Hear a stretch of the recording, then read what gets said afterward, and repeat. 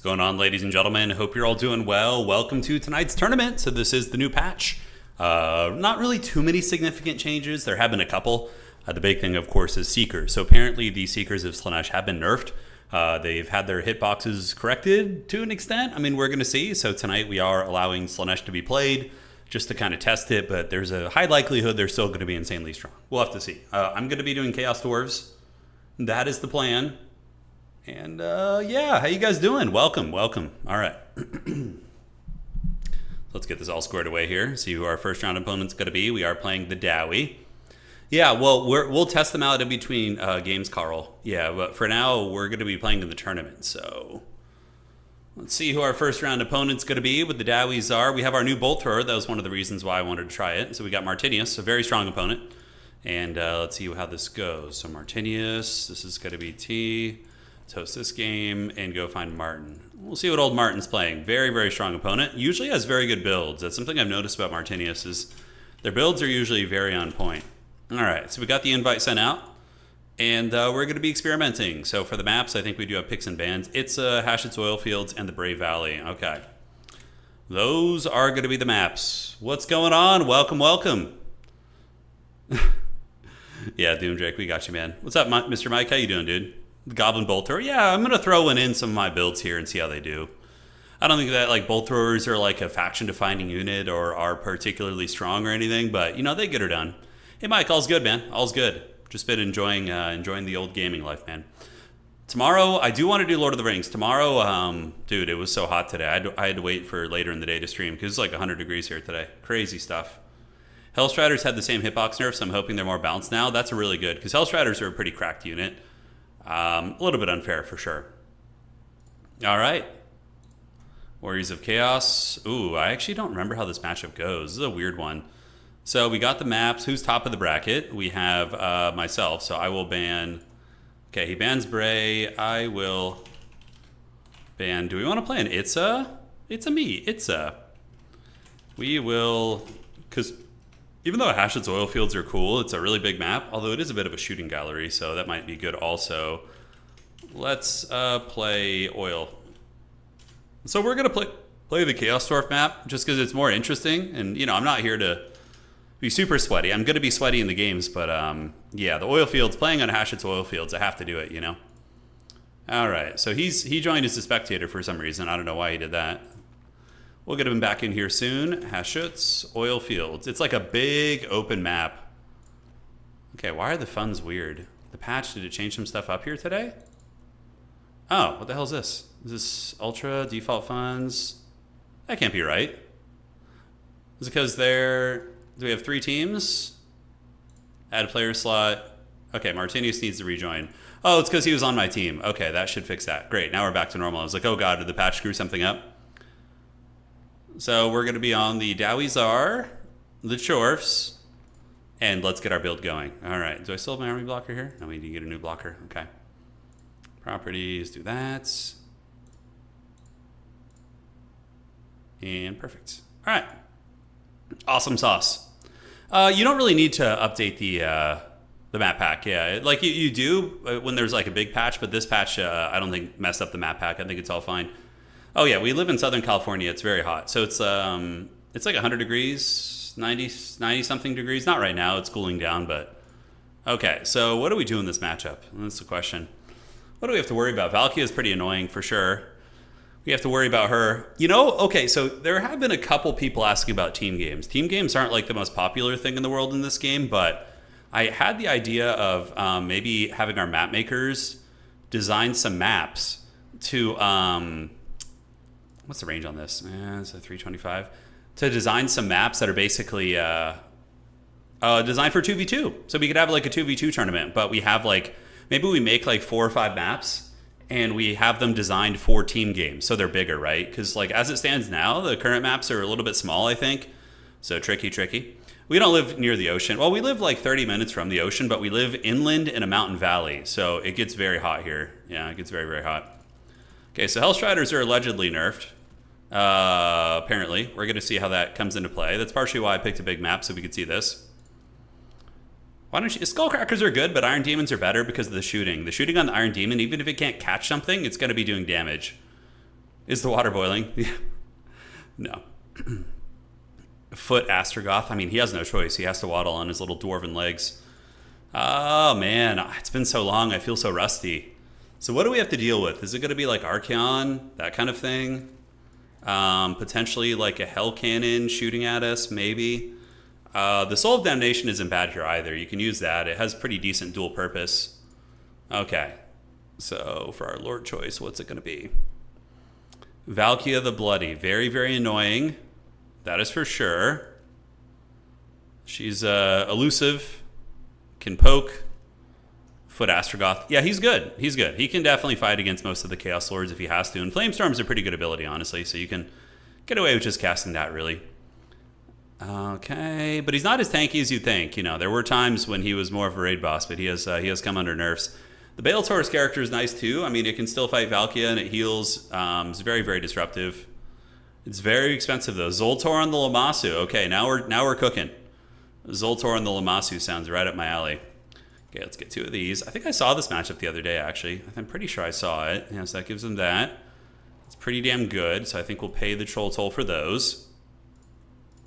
Gonna need a couple of you guys. A bolt thrower? Yeah, you know, I was tempted to bring the bolt thrower, but I don't want to just like lose the game because of the bolt thrower, right? What is the bolt thrower even good against in this matchup? I guess you can like sit it on like an Archeon type character and it can do some steady damage. You know, there's that. Let's get that in the back. We probably need some Bull Centaurs with great weapons. Those are going to be very good here. Do we need Kadai Fireborn for any reason? I think that the Bull Centaurs are going to be adequate in handling our needs. Yes. Fireglaves are good in this matchup, yeah. You definitely want some Fireglaves. There's a lot of targets on the Chaos roster. You're a big Zoltor campaign enjoyer. Man, I have not played campaign in ages. I am so out of the ballpark on that one. All right, so we got Zoltor. Do we want a Bull Centaur Taruk? Is there any reason for that? I'm trying to think if there is. I can get you guys, throw you in the mix. Those things are pretty damn strong. I kind of like this weird variant build we're trying here. Okay, and okay. We can cut you and get one of these. Is this build going to do it? What SEs do we need to worry about on the Chaos roster? They could bring like some big monsters, but nothing that we can't handle, I don't think. Do we want double Bull Centaur render? I think we can kind of cheap out on that one a little bit. Do this and get you and you. Yeah, that seems a little bit more well-rounded to me. Okay, so we have anti-infantry, we have anti-large. We've got most of our bases covered, to be honest. I'll throw that in there too. Got you and you. Got those abilities, that gives us a little bit more dough to work with, and then we can actually get you in the main army. Awesome. Good luck, have fun. Yeah, Blunderbuss can protect artillery, but you have other things. Fireglaves can kind of do the same thing, to be honest with you. All right, GLHF. Let's frickin' get it. Melt him with the blunderbusses. Yeah, mass blunderbuss build could be kind of cool, actually, like advancing up with a big gun line, but Martinius is very, very strong. You have to, against him, you got to bring very good builds. He's a consistent top 16 player, so. Yeah. I don't think this is a matchup for the bolt thrower. We talked about the patch notes yesterday ticking. Basically, there's not really much to go. I mean, Alarielle got a buff on her Eagle, so she gets martial prowess. Seekers and Heartseekers had their hitboxes corrected, so now they're supposed to do less damage. On top of that, you know, very minor changes. We have the new units. We have the Blood Knights with the sword and board, and then we of course have the Hobgoblin Bolt Thrower. So that's pretty much it. Nothing too crazy, to be honest. All right, so I like this map because it's a bit of a shooting gallery. So I'm like, okay, I can just kind of like sit back, relax, and take some fat pot shots. We also opened with Hashid Stark Ravagers. So we have them. Yeah, and they're pretty good. They can do some work. All right, so we're going to get you to advance up and hold this objective. Bolt throwers are very good against Cav. You got to pin them, otherwise your opponent can dodge fairly easily. Yeah, that's what I was expecting. At high levels, people can dodge. No, Tom, I never played that game. Never played it. All right, so let me get my game volume up so I can hear a little bit. The blocker, you guys don't want it? It's a tradition here. I have to keep you guys on your toes. If I don't leave the blocker up a little bit longer than expected, you know, you guys are going to get complacent. All right. No game one blocker. It's not happening. It's not happening. All right, well, you guys are safe now. So we have Hobgoblin Wolf Rider Archers to contest the Marauder Horsemen, a Magma Cannon to shoot everything else, single Fire Glaive, Hashid Stark Ravagers in the back. They're good against most things, honestly. They can fight like big stuff, they can fight small stuff, and with Cascading Fire Cloak, they're actually pretty menacing. So that is going to be it. You guys want us to bring back the blocker days. You guys don't know nothing of the original OG blockers. They were truly something to be feared and respected. All right, so let's get the Fire Glaives coming up. We're going to go in here, get the Magma Cannon to start shooting immediately into the Hellstriders if they want to move up. And it looks like they don't, so we're going to just retreat and get the objective. Get the objective here, and they're going to be contesting that outside point. So we're just going to keep this Fire Glaive kind of like right like so. If that hits, that's going to be insane. Wow, really accurate firing from the Dowie Tsar. These are going to be what? Marauders with great weapons? Okay, so we need to move over to this point here. Let's get you guys coming up there. And we're just going to send a Chorf Warrior with great weapons to hold on to that point. Okay.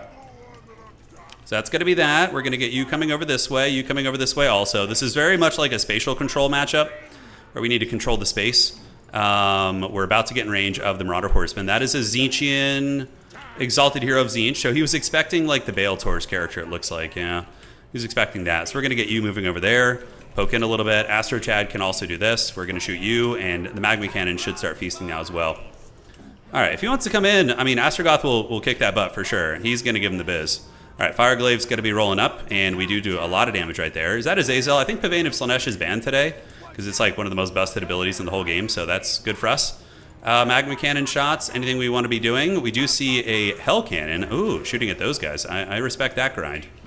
All right, so we're going to get the objective back. Let's keep moving you up, just like so. Very grateful Pavane of Slaanesh is banned because that shit is absolutely cracked.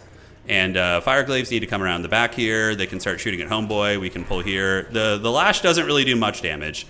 It's kind of insignificant, really. All right, so we have our spatial control situation. That's good. And now we can go ahead and get some great weapons coming up to provide an anchor to our point. Hell Cannon's doing a little bit of work, but nothing crazy. We can just pull back now, pull back, get you back here to defend the artillery, and you just chill here. All right, so Azazel's just looking for some bread. We can chase him around, and the Hashid Stark Ravagers can kind of retreat. Oh yeah, Hell Cannon's going to be good. Not a whole lot we can do about it, to be completely honest. We just kind of got to eat it. So we're going to pull the Fire Glaives back, pull these elite units back, and then we're going to get another Hobgoblin coming up here. My opponent trying to creep around with Hellstriders, get extra sneaky. We do get some nice damage against Azazel too, which is good. So yeah, you can see the big boys hanging out back there. Very nasty. All right, let's get the Magma Cannon shooting here, and the Fire Glaives can just kind of lurk over there. We're going to go up on the point again, get Astro Chad up on the point. You guys are on the way. And the Hellstriders are waiting behind us. Yeah, this is going to be a very scrappy game, guys. It's going to be very much like a rat battle here. Azazel's kind of just dying to some random shit, which is nice. Let's get you on the Exalted Hero here, and you, buddy, can go up there and do this. And Fire Glaives need to come and start getting ready to shoot those guys. All right, so we're in combat. Big Hammer Pimpin' is getting some work done. Let's move you up and move you up there. On the outside there, nothing to really worry about. We're totally chilling. And the Hell Cannon's just going to shoot happily. It's going to live its best life, and we can drop a little Flamestorm right here on these guys. Retreat back here and get you guys in, and you guys in as well. All right, so, oh, he's actually targeting that. That's interesting. We can shoot you. Keep you guys nearby. We see the Hellstriders lurking. We're going to have answers for them, for sure. All right, so they're reforming ranks. We do miss our Flamestorm, which feels bad, but we have a good foothold on the objective now. And is Azazel going to go for it? That is the question. We do see the Hellstriders making a big dive for it back here. We could call in something to fight them. We'll have to see how we want to play this. Let's get Hashid Stark Ravagers back here to help out. And the Magma Cannon's actually kind of getting cooked a little bit. This is unfortunate. All right, so Hellstriders are a menace here. We're going to get you guys to spawn right on top of them and do this. And do this. Pull you guys back a little bit. And we've gotten good damage so far, though, which is nice. Unfortunately, the artillery piece is broken. So that feels kind of bad. All right, so you keep shooting Azazel. Let's get you guys back there. We lose the artillery duel there, but to be fair, we didn't invest much in it at all, so that's good. And we do manage to get a Hellstrider offline, because we ambushed it. It didn't get any of its charges. You know, nothing really went well for it there. So we're going to get you back, follow him, and the Hashid Stark Ravagers need to keep going. And if we can get Azazel offline, that's going to be freaking huge. All right, we actually get some Chaos Knights coming in. Pretty cool. Let's get some Fire Glaives, move up and shoot them. And we can get the Magma Cannon to start going over there. Back on the objective, it looks like we're going to be engaged here and engaged. So let's get Astro Chad to go after you. Okay. And how are we looking elsewhere? Yeah, he's in a little bit of danger. He's playing a dangerous game here, guys. He is playing a dangerous game. Hashid Stark Ravagers are needed here, and the Magma Cannon getting a direct hit into the back of the Chaos Knights is Bread City. It's very, very good. Do we want to do any AoEs or anything here? I don't think so. I think we're chilling. Let's get you to go after this. And Azazel is just really not having a good time here, guys. He's running on the back of the map, taking a lot of damage from skirmishers. And back in the front, we do have a Flamestorm, so we're going to activate that right there and call it a day. All right, so hopefully we can hit that. We're just going to follow Azazel around and get a kill on him, most likely, which is going to be awesome. Hashid Stark Ravagers are going to completely change the paradigm of that fight, and we do see the Chaos Knights actually getting wrecked really, really bad. Yeah, this map is perfect for us. It's like a big spatial control map. Oh, yeah. Azazel, he delved too greedily and too deeply, man. My opponent not even guarding the back objective, so we can actually do this and just steal it with some fast units. And that's going to give us a triple cap. Azazel is dead. Oh, the fires of industry burn bright, ladies and gentlemen. They burn bright. Let's frickin' go. Game one, baby. Ooh, still got it. Clean as hell, baby. Clean as hell. All right. That was really fast. That was really fast, but he was done for. He lost on the objectives. He lost his Lord. Chaos Knights were a blunder. Yeah. All right. Yeah. That build was actually really good. The Hashid Stark Ravagers were kind of... They didn't get to fight much, but they were like a threatening piece. Fire Glaives, Magma Cannons, all that stuff. All right, GG. GG, dog. All right. Playing Total War like this seems blasphemous. I don't know what you're talking about. Blasphemous? You mean playing Chaos Dwarves? Saying Chaos Dwarves are blasphemous? Yeah, that was a really, really good match, though, man. Dude, I love playing Chaos Dwarves. Oh, yeah. They're so cool. They're my tabletop faction, too. I have a big old Chaos Dwarf army. Just Total War in general. Yeah, Total War has a really good competitive scene, actually. We have a really good tournament scene and, good prizes. You know, even the company, Creative Assembly, who makes this game, they host like 3 or 4 official events a year and put up several $1,000s. Like, we have a solid competitive scene in this game. All right, it's very much like Dawn of War, Company of Heroes. Dude, I know, Pwn, I'm fiending for Lord of the Rings. I've been shopping, like looking at Middle-earth strategy battle game minis all day and scheming armies. Oh, dude, I love it so much. Well, the Hellstriders kind of got ambushed. He brought them in my spawn area, and I was able to ambush them, and that was enough to shut them down. Yeah, that map was very favored for me. The big open map shooting gallery where I could just control space with guns and cannons was very, very good. All right. Azazel died to 4 archers, wasting him. Need back. He's saying he didn't know what killed Azazel, but Azazel was being followed around by 4 Hobgoblin archers with the Oglacon's boys, making him weak to fire, and he was being shot by fire glaives. So there was plenty to kill Azazel back there. How dare you, Pwn?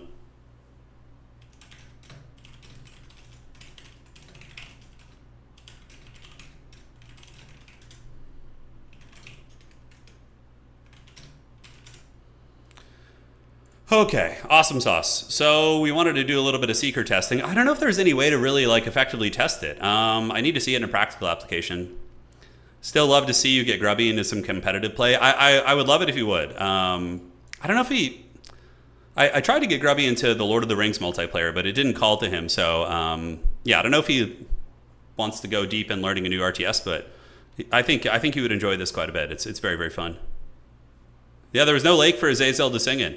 Do you have any videos on people interested in starting Warhammer 3? Yeah, we have some. We have like guides and I recently made a video about a month ago on the best factions to play for beginners. I also have a movement guide that teaches you how to move your armies and position things. It's a little old, but it's still very relevant.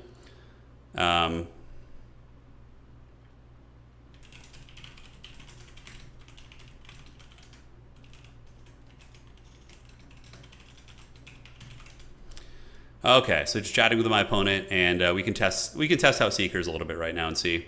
Are there changes to character items in multiplayer? Probably, honestly. Yeah, there probably is. Okay, let's go over here. And we're going to do it. I'm looking at Broken Arrow. I don't know. It doesn't call to me too much. Like, Modern Warfare isn't as much my jam. I prefer either, like, fantastical settings or, like, futuristic sci-fi settings. But, yeah. All right, let's get some Seekers. Let's go to the testing format here, Old Land Battle. And we can do the Crossroads. I'm not opposed to it, though. Like Broken Arrow, I'm not opposed to it. I've heard things about it. So Seekers versus, what you really want to test Seekers against is like single entities. Like, let's test it against like a Skullcracker or something and see how that goes. Yeah. What do you stream mostly? So we stream Total War Warhammer, Company of Heroes occasionally, Age of Empires 4, Heroes of Might and Magic 3. We do that occasionally, but okay. So the biggest games would be Total War Warhammer, Age of Empires, the new Lord of the Rings. Well, the old new Age of the Ring mod for Lord of the Rings. It's just like old RTS in general, really. Yeah, real time strategy. All right, Warcraft 3, of course. There's a lot of games. Hard to keep track now. All right, can you charge me, please? Can you charge me? Still good. Like, that's decent value. It's fighting a lord also. It doesn't seem quite as bad. I mean, but they still defeat it. But, I mean, they are an armor-piercing cav against a chariot piece, so they're supposed to defeat it.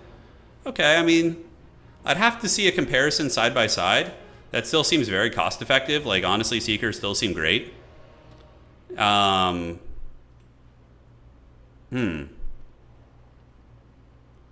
Let's see. What would be another good thing to test it against? Let's test it against like a big monster. So we're gonna get an old. We need to get like a character mounted monster. So we can do get like Boris Ursus on a bear or something. I think is gonna be fine. We'll get him on Urskin here, and we can just kind of leave all his abilities for now. Although that won't be a proper test because he's got all those like weird tanking abilities. Low stakes tourney where they're unbanned. Yeah, no. Today's guys, Slaanesh is not banned today. We're allowing them to be played today. We're banning, the only thing we're banning on Slaanesh is Pavane of Slaanesh because it's just an obscenely overpowered ability. So, Pavane of Slaanesh is banned, but Slaanesh is on the menu, guys. They're allowed to be played today.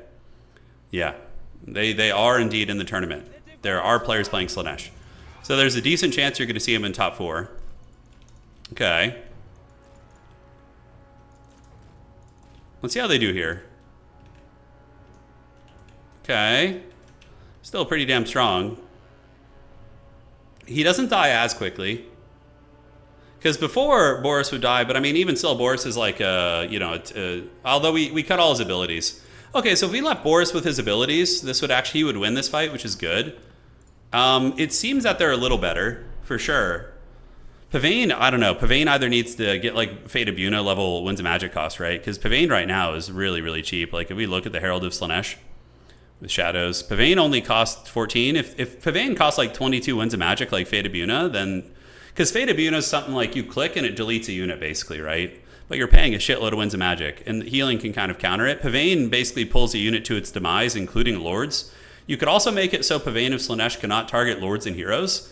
Maybe so it only targets like units, which would still be very strong, but then you couldn't like cheese people's lords and really feel bad situations with that.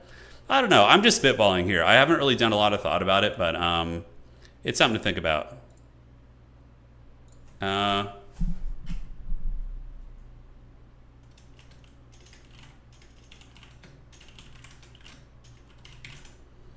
Perfect. And let's see what's going on. So we finished our game very quickly within like 15 minutes.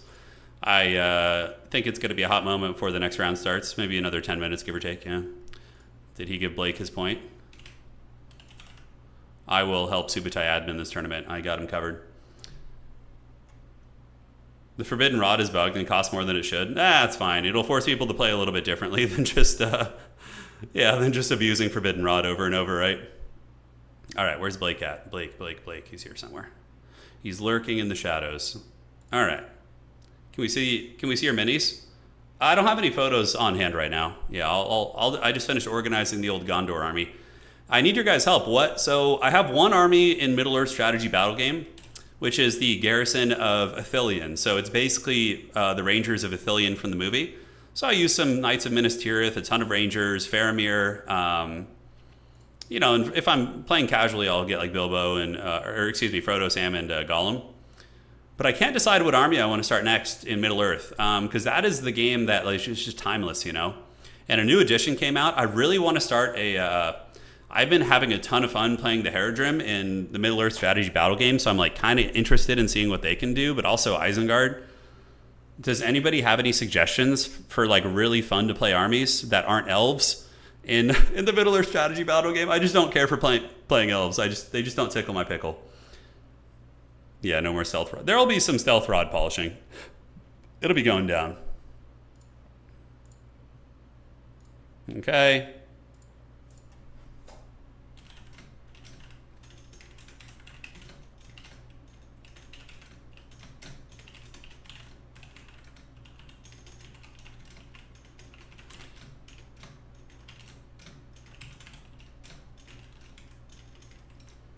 Okay, just responding to a question here. All right, how do I deal with Cairo spell spamming my Lord to Death? Okay, Nogus, you need to tell me what matchup you're in, boss. And if you tell me, I can give you the answer. Spiders and you, Shella, make an evil army. The Haradrim are cool with them. The maroon and gold colors, yeah. Ghost with Aragorn is funny. I saw the... Oh, that's cool. Yeah.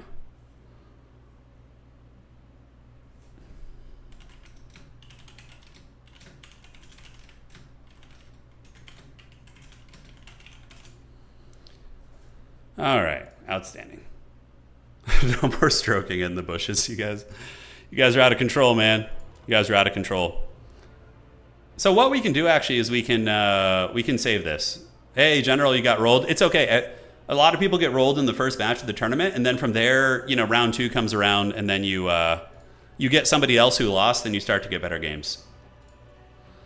Okay, so let's see. I'm going to start saving builds right now, and we can slowly start working on build guide, right? So that build was against Warriors of Chaos, right? So we have the Flamestorm. We cut everything else. We kept Cascading Firecloak. Kindle Flame we keep. We cut that. Okay, so that was our Lord opening. We had the Hashid Stark Ravagers. We had 4 Skirmishers to win that game in a single Magma Cannon. And then I think we had a Fireglaive and then a Hobo. That was our opening build, right? Yes.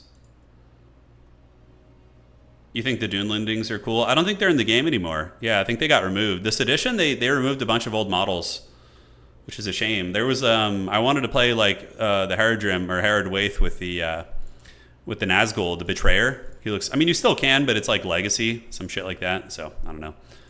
Okay, we had double Iron Demon, and I definitely think it's worth bringing Hellbound because it gives you Perfect Vigor and Fizzres, which is insanely busted for what that price point is. Okay.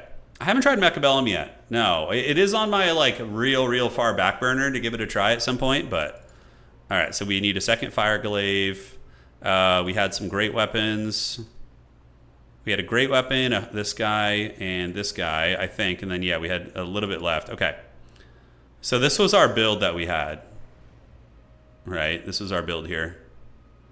Okay, that felt pretty good versus Warriors of Chaos. It felt like we had answers. The Hell Cannon, Magma Cannon was able to actually stabilize and do a lot of work at some point. So, all right, so that's going to be Chorfs versus Walk. So we'll save our builds today as we go through. We're not building for an opponent right now, Kim. We're just hanging out, and we finished our first round match very quickly. Okay, so Chorfs versus Walk, because I have a Nurgle guide, and I think it's time we start working on a Chaos Dwarf guide. Because they're my other main faction. I already put a video out teaching you guys how to play Nurgle in competitive. It has a build for every single matchup, which is very fun. Does each faction have a mostly established meta build? There's a shit ton of variation, Sondra. There's a lot. There are like some factions that are more linear, and there's only like a couple functional ways to play them. But like, I would say at a high level, you can be very creative. There are like meta elements like that you bring, but then the rest of the builds can be dynamically changed, right? Like you can go very heavy, like infantry swarm, mass mobility, heavy gun line, artillery, all that stuff. So yeah, it's pretty diverse. Templar Knight asking, can you use Easterlings with Haradrim in the tabletop game? Yeah, you can. You can have it. It's called the Grand Army of the South, because the Easterlings are like to the southeast and the Haradrim are the south, and they kind of like, I think, have some crossover. Yeah, which is fun. Which is very, very fun. All right. I think you can do you can play with Sauron in tabletop using Dol Guldur.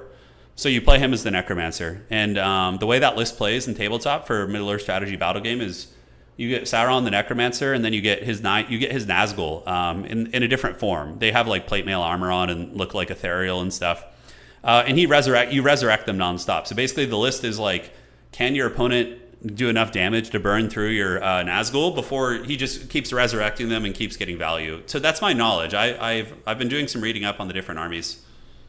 How many tabletop armies do you have? Okay, so I have Death Guard for 40k. I have, for Old World, I have Chaos Dwarves, Empire, Tomb Kings, and Warriors of Chaos. And then for Middle Earth, I have a Ranger army. I have Gondor. It's the Rangers of Ithilien, so it's not like a full Gondor army. It's like mainly focused on Rangers. Yeah, which is fun. So the Balrog is played by compare and contrast Middle Earth strategy battle game to the Old World. Okay, I will in a second. Let me answer this other question about the Balrog. The Balrog is a hero of legend for Moria. So there are ways to ally him in other lists depending on the format, but he is designed specifically to be played with Moria. So yeah, if you want to use him, he's super meta. The Balrog is probably one of the strongest things in the entire game. Okay, so if we're talking about Middle Earth strategy battle game versus Old World, the Old World they're pretty different. Old World is more like, it's supposed to be a rank and file game with like bigger armies and formations and whatnot, but it's kind of just abused by monsters right now. So yeah, that's Old World. It's supposed to be like a rank and file, armies clashing, formations, very tactical in that way. Middle Earth strategy battle game, there are some armies that field a lot of models, but the battles are exponentially smaller.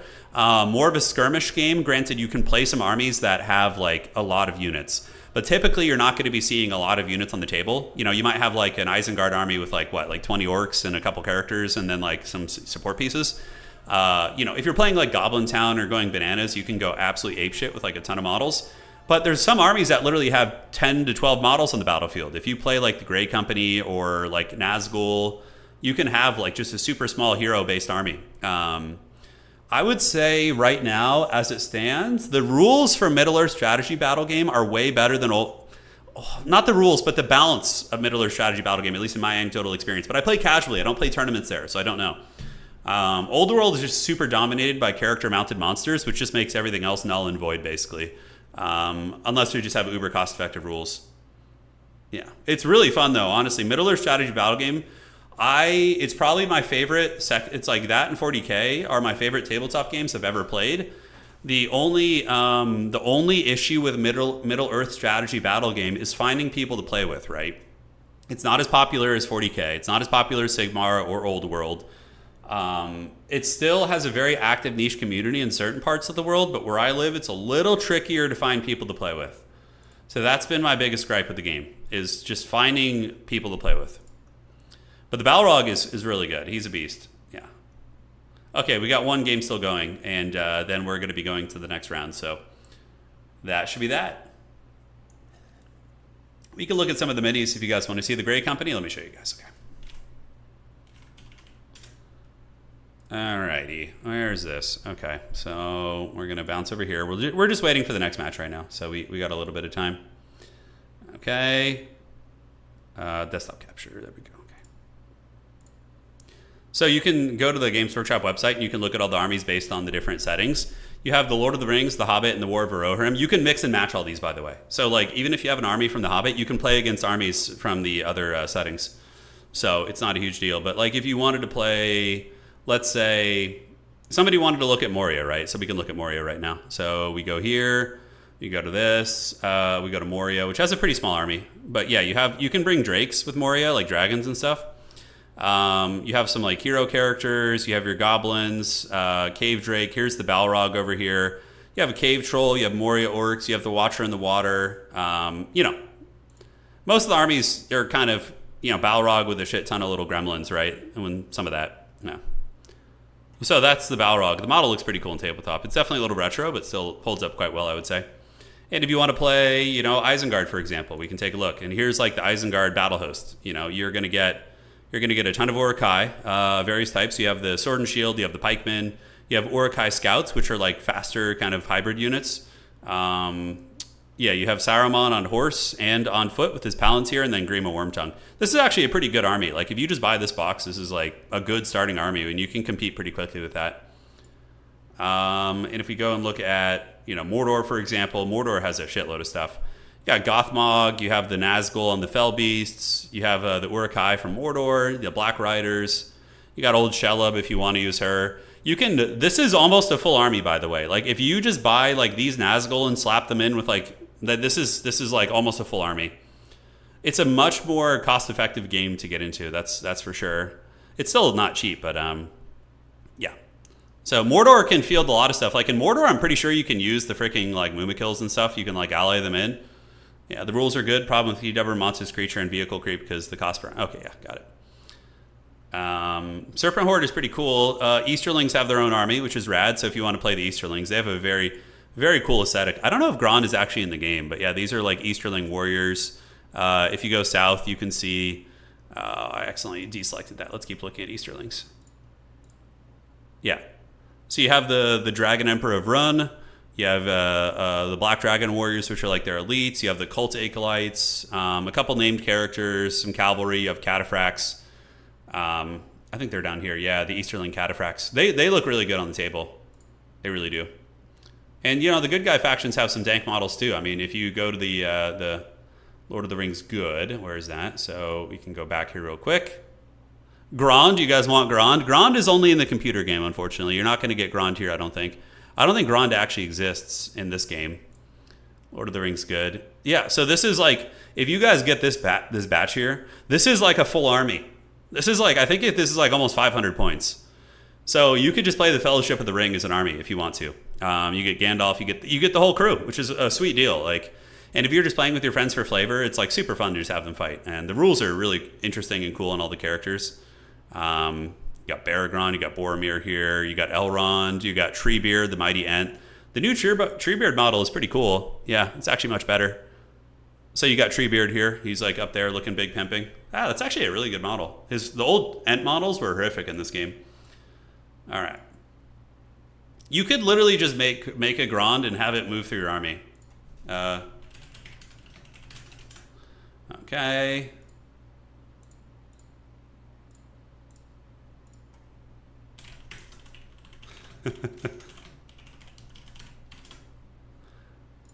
All right. No, why do I always get this? Whenever I beat someone in an early round, they always drop from the damn tournament. Oh. My tiebreaker is not... Okay, I literally have to win every game now if I want to make top 4. I have to win every single game. That's my only chance. Okay. Okay, the last game is still going. We still have a little bit of time.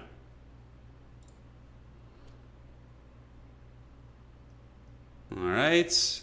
I don't know why Grond became a meme. It just did.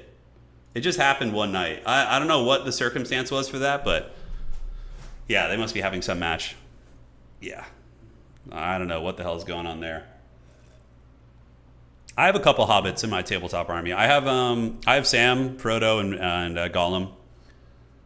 They're pretty terrible. I mean, yeah, you use them. They have a really interesting rule where with the Rangers of Ithilien, if you play that list and you have Sam, Frodo, and Gollum, at the end of the game, if Sam, Frodo, and Gollum survive the battle, you get victory points for each of them surviving. So it's really funny. So like your army has like an extra mission to protect those characters, but they're not very good characters, so you're paying like a points tax for them in battles, which is pretty cool. Yeah. I think that's a really fun flavor. Faramir is very good. He's a very strong lord. All right, let's see here.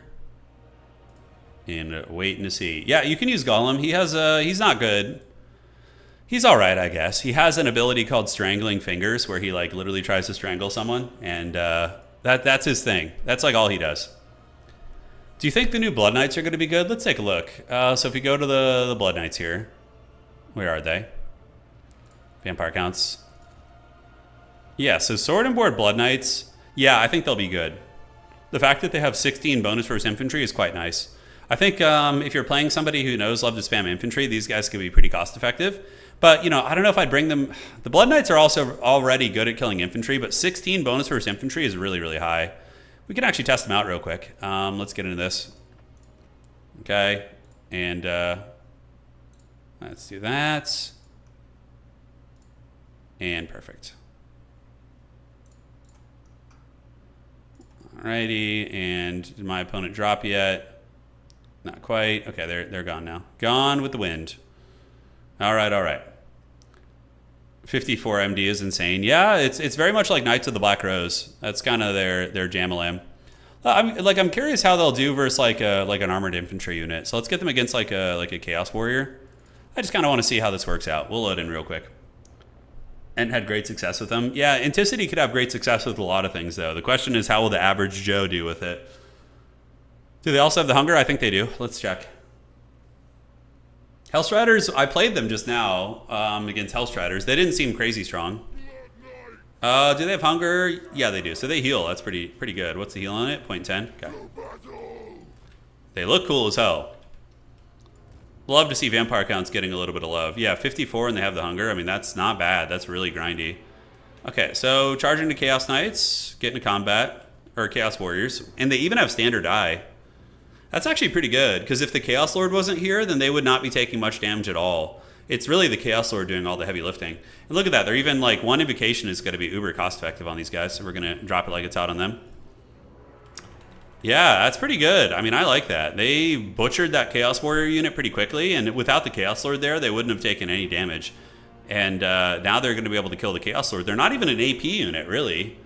The armor piercing is actually not bad. They do have 21 AP, so they can definitely kill some of these things. I don't hate that. Like, that was a heavily armored warrior with 100 armor and high stats. And they're not, like, even, that's not even their thing. Definitely a very good invo target. Okay. I'm not hating this. And you could, of course, sauce them up with Van Hells if you want to, make them a little bit scarier. Yeah, they're connecting with that Chaos Sword, bringing them down. Honestly, not bad. Yeah, not bad. I don't hate it. They're not quite like, yeah, they're like Grail Guardians, like evil ones. Grail Guardians don't heal themselves, but Grail Guardians also have physical resistance and perfect vigor. But these guys do have missile resist and hunger and frenzy, which is okay. Yeah, pretty cool, man. I don't hate that. That seems like it could be viable for sure. Okay, we got round 2. We have our opponent. It's going to be Gondola the Patient. Okay, I don't know if I played this player, but they won their first game. Maybe I have. I played almost everybody in this community, so I would be surprised if we have not faced this lad here. Okay, Gondola. Oh yeah, we did play. We had played before. Okay, so our opponent is going to be on the way. Let's get the maps, because we do have map pick and bans for tonight, so we are going to do that. And we have the Decrepit Moor, Bleakspire Labor Camp, and Borderlow Landing. All right. So who's going to ban the first one? I need to find out what faction they're on first. Ita Chutu Dawi. Ho ho. How popular is Lord of the Rings or Age of Sigmar where you're from? Yeah, I can find Lord of the Rings pretty close. I don't care for Age of Sigmar at all, so I haven't looked, but I assume there's people playing it. Yeah, I assume so. Age of Sigmar you can find pretty heavily where I am. There's like a huge community of Age of Sigmar in like the San Diego area, so a little bit south of me, and they have like huge tournaments and stuff.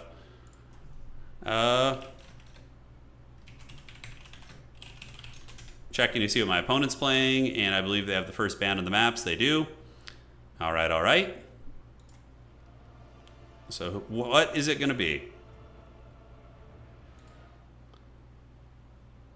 Yeah, super tanky mobile infantry blender with self-healing, and honestly probably not terrible against cavalry either. Ooh, vampire counts. Nice.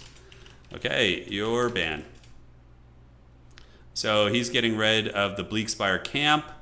And the other one is Decrepit Moor and Borderlow Landing. Let's play Decrepit Moor, I think.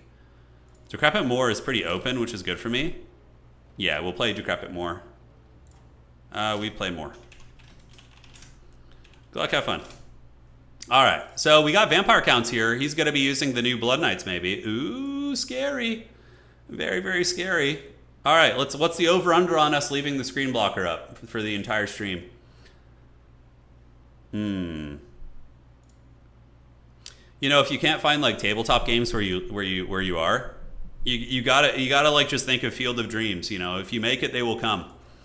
You know, start recruiting your friends. You have to be the rabble rouser. That's how I've been my whole life. If like I have a hobby I'm into, I'll just like rally up all my friends, try and get them to play with me. My success rate isn't great, but you know it happens. It happens. Okay, so what do we do next? What are we doing? Do it. The legendary stream where we had the blocker up the whole time. That was many moons ago. Aye, that was a different life. Okay. So vampire counts. Count Chocula is upon us. I wish I could find an excuse to use Drazhoath, but it's just, yeah. I'm the one that always tries to drag people into stuff. That's right. Is it Ballista time? Huh. This maybe is a matchup where we could try Ballistas. I mean, I do want to win, and I don't think Ballistas are the most direct path to that, but a Grand-themed blocker? Do you guys just want a giant Grand? You guys want to see my Grand? All right. So you definitely need skirmishers. That's going to be important here. I really kind of like this opening verse that we had before. I felt very clean.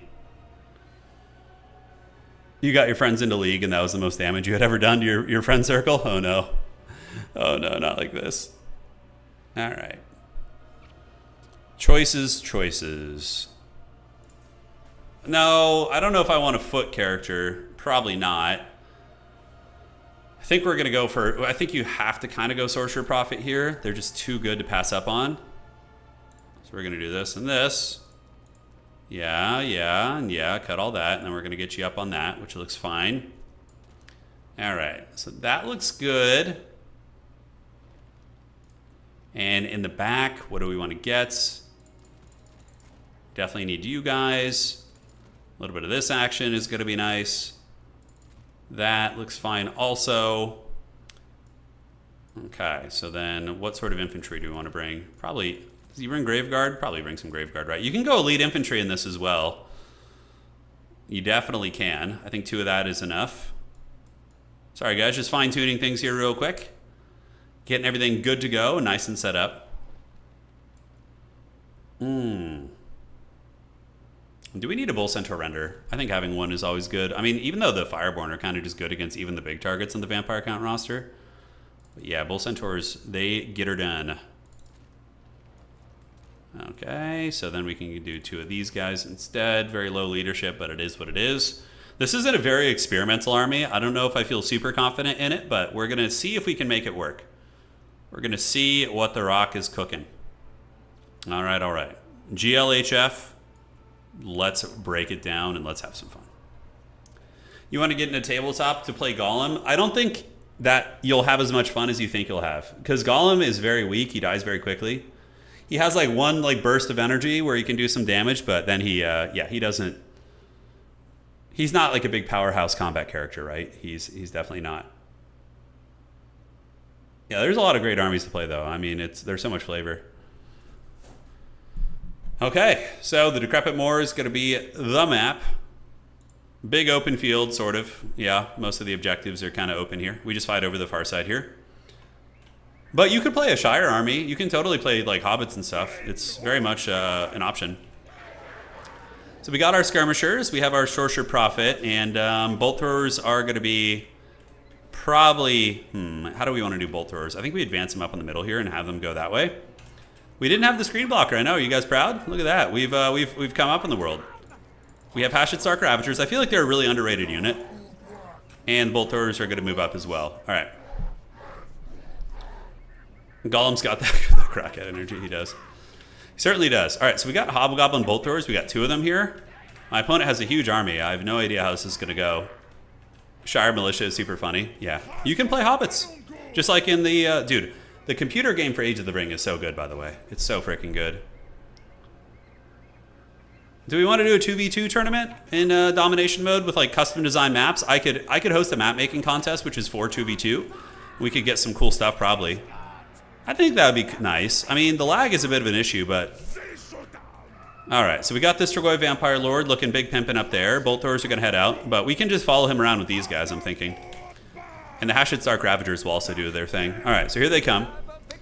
It's called Age of the Ring. It's a free mod, actually. We're going to go see if we can steal their home point. That would be really good, actually. We can fly over here and do this. I don't think there's any way I'm going to get that. What are those, zombies and whatnot? We're going to take Fire at Will off. Bolt thrower number 1 is going to go right here, and bolt thrower number 2 is going to go right here. He's obviously going to be diving them and shit, trying to cause havoc. Oh, shit, we're actually going to get his home objective. That's nice. All right, so we have Fire at Will turned off. Hashid Stark Ravagers are chilling. And can we steal his objective and kind of delay his game a little bit? Maybe. Nothing to really shoot at here. We're just trying to steal it. Just stay on the point just a little bit longer. Every little point can matter, right? Every little point can matter. All right, so we got the objective, and now we can just peace out. So we're just hanging. White Kings are going to push us off. It's just a little something to work with, right? So in the back, let's go ahead and get a Fireglaive called out. We're going to get a Fireglaive moving up here. And now we're going to get the big man to move over there, and you guys can just kind of keep poking. So we can shoot you a little bit. Do we have anything we want to cook down here? We're definitely going to need some infantry to come out, and we'll get them to come hold here. He's running away there, and now our bolt throwers are in range to shoot, but they're not going to be terribly excellent here, right? Just trying to keep that army corralled a little bit. We can get Hashid Stark Ravagers to go start punishing this.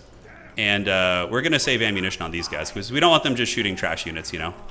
That is for sure. Save up for Overcasted Final Transmutation, I think, is going to be the play. We're going to bash these Skeleton Warriors. And the Bolt Throwers are here to kill the Corpse Guards. That's for sure what we want to be doing. All right, let's get another Hobo coming out. Hobo's going to move up, and we do get nailed by the Spirit Leech. So let's do this, and get the Bolt Thrower shooting at you. And Hashid Stark Ravagers are doing some nice work. And yeah, we can see what can be done here. Let's get you guys parked on the objective for capture weight. My opponent really going hard in the paint on the back objective here, so we're going to see if we can stabilize that. Probably not going to be easy. All right, so we are on the point. Hashid Stark Ravager is doing a shit ton of damage. We need the Sorcerer Prophet back there to deal with those guys.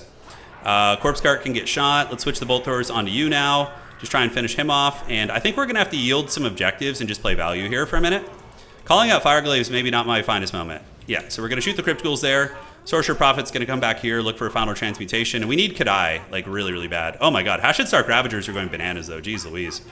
All right, so you're going to go down here, jump on these guys. We have the Fireglaives at the ready, General. And we can get some Hobgoblin Riders to come out and run these guys down, which is going to be good. They are getting shot. We're going to put fire at will now and jump on these guys. See if we can lure his Lord in and maybe get some work done there. But Hashid Stark Ravager is still crumping really hard. All right, so Fireglaives continue shooting. The Hobgoblins are coming out, the Wolf Riders. We do get some more reinforcing infantry coming in. Sorcerer Prophet is getting some work done on these guys.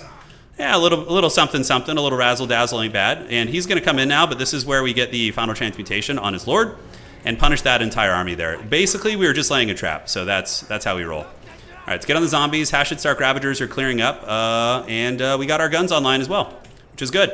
All right, let's get some Chorf Warriors over here. We do get the big epic Final Transmutation, managed to nail everybody down right there. Now we just retreat away. Yeah, we just need to get back at this point. Perfect. All right, so these guys are still going. The Dark Ravagers are, you know, they're doing some ravaging stuff, which is fine. I'm up on value, but that's normal against vampire counts, for sure. We get nailed with a little bit of evil, and do I want to get a breath attack here? Gaze him to gash, trying to snipe me, and we do get hit. Very nice from my opponent there. Let's get another Hobgoblin coming out, a Wolf Rider to run down these zombies, and you guys can just shoot here. Hashid Stark Ravager still going strong, but are they going strong enough is the question. We need to get the Sorcerer Prophet to help out here. So I'm getting stuffed a little bit, which is not good. My opponent, I mean, I'm ahead on points because of the objective, so I guess I should be in a situation where I'm not, like, panicking, right? Like, we have time to work with here. These guys, let's go run them off the objective, make sure they don't get there. Hashid Stark Ravagers, are they battling any Skeleton Spearmen? They are, so that's partially why they're having a hard time. All right, so let's get them back, and we can get another Hobo coming out, although I think saving for a better quality unit probably is just going to be smarter. Yeah, I think that's just going to be better here. Okay, so Dark Ravagers can go this way. We need to save for a Fireborn, I think. Let's get you guys over here, do a little bit of this. Yeah, this is looking better for my opponent, I would say. Definitely better for my opponent. My build was a little bit too ambitious in some ways, I think. All right, so Dark Ravagers come back here. We're going to need Fireborn. I should have had them out already. They're incredibly good in this matchup. Let's charge here. We have the Chorf Warriors collapsing, and the Fireglaives are holding. Big onslaught on its way in. And what do we have to call? Yeah, we just need Fireborn. That's just what we need right now. That is for sure. All right, so these guys are coming. We're probably going to have to charge with these guys. Let's just keep them firing at will. Shoot up in the sky here, and we are losing some ground. So Bolt Throwers are taking work. We're going to rear charge into the back of these. Yeah, we are in trouble. It's still winnable, but we are very, very behind right now. All right, so let's call it the big boys here. Do a little bit of this. We do get a nice rear charge there. Searing Dooms can be activated on the middle of the pocket on those guys. And now we're going to retreat. My opponent's going to have to throw away their Lord on accident for me to win this game, basically. That's what's going to have to happen. All right, Wolf Riders get back this way. And Sorcerer Prophet is battling the Strigoi Master now. Let's retreat. Sorcerer Prophet gets back. And, yeah, there's bats all over shit here. Oh, yeah, very, very tough. The Bolt Throwers don't seem super good. I mean, but they're not useless either. That is for sure. They were able to kill a Corpse Cart.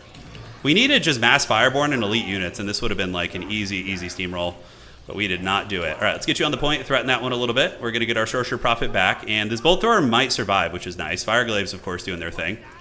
Just kind of keep kiting here, keep getting you running. Let's run around, don't give up, never say die. The Fireborn are out of the woods, so let's get them in there to go after these guys and join up with the Hashid Stark Ravagers, and you guys can go join up there as well. A little bit of lag. You have to remember a lot of my opponent's Lord is tied up on my big man, so there's an opportunity for me to feast with that, right?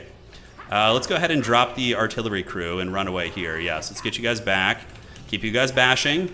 See if I can lure my opponent into Benny Hill land, which would be nice. These are just labor, so let's get on the Skeleton Warriors. And we have Fire at Will on. Yeah, they're trying their best. What are we being chased by? Mainly Fellbats? Okay, that is all right. So that objective, we are kind of starting to steal it. My opponent is now well ahead on points. What do we have here? Bolt Thrower Crew's back online. That's actually nice. We can hide them in the trees. Sorcerer Prophet needs to just keep running. Get that Benny Hill online, and back here, we charge on these guys. Let's get you guys going there. Bolt Thrower's going to get back on here. Do a little bit of this, charge into that, and just keep my character running in circles and being as annoying as humanly possible, basically, is going to be the plan. Yeah, got to deal with these damn spearmen. They are a problem. They have been really, really good against me this entire game. Cryptors are coming in. I mean, I'm just behind so freaking hard here. Anything I can send to that side objective to get that one back? Maybe some Kadai can grind that objective back over time. We'll see how we're going to do it. I need to gather them up for another final transmutation. That's for sure got to be one of my angles here. Okay, so let's just keep moving through here. We got a lot of zombies, a lot of bats. Bolt Thrower is back online. And what do we want to shoot at? I mean, I guess we could just shoot at the Cryptors down here, I'm guessing. I think there are some, yeah, so we'll shoot at the Cryptors there. All right, so trying to weasel. We're going to get you guys back online. So both of the Bolt Throwers are approaching and are getting back on. Our Sorcerer Prophet is just Benny Hilling. We need to keep him alive for the leadership values. And we're going to get you guys going over there too. And we can also Vanguard some Cutthroats to give sustain and grind and just, you know, keep trying to play this. Keep trying to play the game. All right, Fireglave's almost back. What do we have here? Some Skeleton Warriors creeping around the outside. Sorcerer Prophet, he heals every time your opponent, you know, does some evilness to you. So there is that. And this Bolt Thrower needs to drop and run. All right. Still waddling. We have the Kadai. I mean, they're getting in there. My opponent is approaching that scary threshold of points. Can we get this back objective back? That is the question. It's not going to be easy. Yeah, we might be able to crack something open there, getting the Sorcerer Prophet around. Yeah, I don't know. Collins, yep, we just need whatever the hell we can get right now. Just whatever bodies on the field. We can't be too picky. Kadai are very, very menacing. We need to keep them with the Dwarf Warriors, though. That's for damn sure. All right, so this point is going all right. Let's get you guys to start shooting here. Get you laborers to start running over there. Outstanding. One Bolt Thrower is online. And, all right, so this back objective is going back to us. Let's see if we can ninja their back point if they're not paying attention here. Sorcerer Prophet needs to keep running. We're going to get Gaze into Gash, so let's try and land on the ground. Oh, we don't quite avoid that. All right, so outside objective is going to us. Somehow, some way, we're still kind of Palpatining in this game a little bit, which is fun. Bolt Thrower Crew needs to get back over here. You guys can shoot there with all of your ammunition. And we have another final transmutation. I think those characters over there are going to die eventually. We have the outside pressure on that objective. My opponent is at 1,000 points, so we need to just play under the guess that we're going to be, you know, going for a triple cap. It's our only play here. It's really our only play. All right. So Sorcerer Prophet Man is going to go up and get up in the sky again, see if we can dodge that. Spirit Leech thankfully does like almost no damage to those guys. And the characters out there, the White Kings, are dying. So there is that. Somehow, some way, I'm still lurking in this match. We're just going to overcast Final Transmutation. I don't have time to wait around. Let's get the Kadai in there, get you on the Bolt Thrower. Can we get back on that? Is it going to happen? I don't know. We'll see. All right, so get on the Crypt Ghouls. We do get a Final Transmutation there. And have we crumbled everything here? It sure looks like it. Yeah, I think there's like a White King dying in here. So now we're going to move there. And then we have our game plan. If I win this, that's going to be insane, by the way. I don't think we will, but that would be absolutely ludicrous. All right, so we're moving up to get this point. Poking away. Sorcerer Prophet Man is chilling. Let's shoot you. And Kadai and company, keep going. Let's get you around the back. Shoot the Cryptors here. And Sorcerer Prophet just going to keep following. Bolt Thrower, need to get you back online. Call in the Great Weapons. And I think we actually have a sliver of a chance here, which is really weird. We're pulling a ton of value right now, like an absolute ton of value. Sorcerer Prophet's going to chase you. Bolt Thrower needs to shoot at the big man. And I do have some breath attacks too. All right, so that's a pretty scary little pocket of units I have there. Pretty scary indeed. This objective is going to go to us. My opponent does have me dead to rights on a triple cap situation, so that is a little bit frightening. Yeah, everything of theirs is crumbling on this objective, so we need to just get you down here. Okay, he's coming for the kill, which is good. I'm trying to lure him into the bait, into the old bait and switch here. All right, so let's get you guys to move this way and see if they can help. Yeah, looks fine. We got the hobos heading over there. This objective is going to go to us eventually, most likely. I don't really have a lot to call in, which feels bad. How are the Kadai doing? They're doing very good. We almost have his Lord too. Let's see if I can like bait him into a combat and get him here. Let's shoot him with the bows. Get him with this, and we're going to go ahead and get him with the final transmutation just to try and really finish the job. Okay, if we can take down the Vampire Lord right now, that would be crazy cost effective. All right, let's get a breath attack, do that. We're really, really cutting it close here, guys. We're really cutting it close. All right, Collins here. I'm going to need you and you to get over to that point. Yeah, please, and go up on that objective there, so let's get that. And we do get his Lord very smashed up, but the question is, are we going to be able to get it fast enough here? So let's get you there. Ashes Stark Ravager still fighting. So despite like a very blunderous early game, we've still kind of like have a path to a comeback here, which is pretty nice. My opponent, though, is very close to winning, like very close. All right, so let's get you guys there, you guys there. Bolt Thrower still scooting up. Do manage to fold these guys up. Kadai are doing great work, and that objective should be ours soon-ish. I think it should. Yeah, you can see the capture weights going in our favor. I don't think we have enough time to win, but regardless, very, very good. So let's move up, get on this, get you guys shooting this guy. Get the Sorcerer Prophet back on the point, and the renders are now arriving as well. So is that going to give us the capture weight? If not, then we just kind of lose. Yeah, so we're going to attack you, see if we can kill his Lord real quick. Yeah, his Lord is already getting pounded. Kadai are trying to grab this point. We need to get you guys over there. A couple ghouls do unfortunately grab us there. Yeah, we just don't have enough time. Really good game, though. Really good game. I did use one breath attack. Yeah, I was a little bit sloppy with that, to be honest. So my opponent had a better army than us. His build was better. But we still managed to scrap back with some good engagements, but it wasn't quick enough. GG to him. Very well played. So Strigoi Vampire Lord there is going to get away with it. He can't keep getting away with it. GG. Well played. Yeah, really good game. It was a really, really nice match. GG, dog. Fort win. So that build of ours was not good. It was actually quite terrible.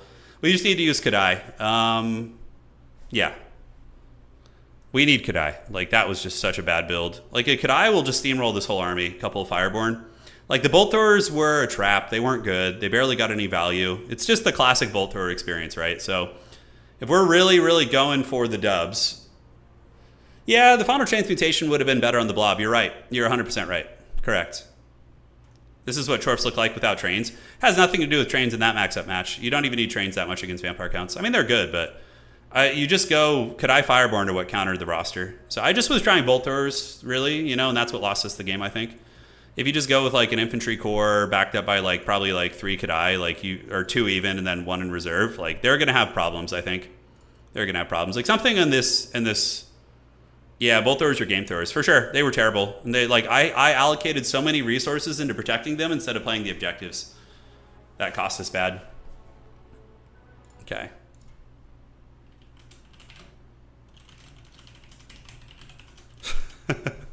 He said the same thing. He's like, you had the hearts and minds of the people with the double Bolt Thrower. All right, hopefully you guys got the Bolt Throwers out of your system because we're not going to use them anymore.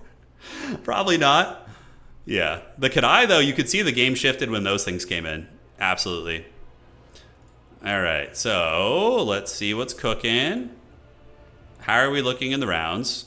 Dude, even with the air conditioning going, I'm still just sweating like a beast back here, man. Oh. Bolt Throwers are just not good, I don't think. Fireborn with chaff support beat even... Yeah, I agree. I think just Kadai with anything is going to be really hard for Vampire counts to handle because they don't really have like a good answer against Fireborn. Like, a Skeleton Spearmen are okay, but yeah, they have a hard time. It's only good against heavy cav factions. Maybe so. Well, Blood Knights could appear, but yeah, probably not. One sec, guys. I'm going to go refill my water. I will be right back.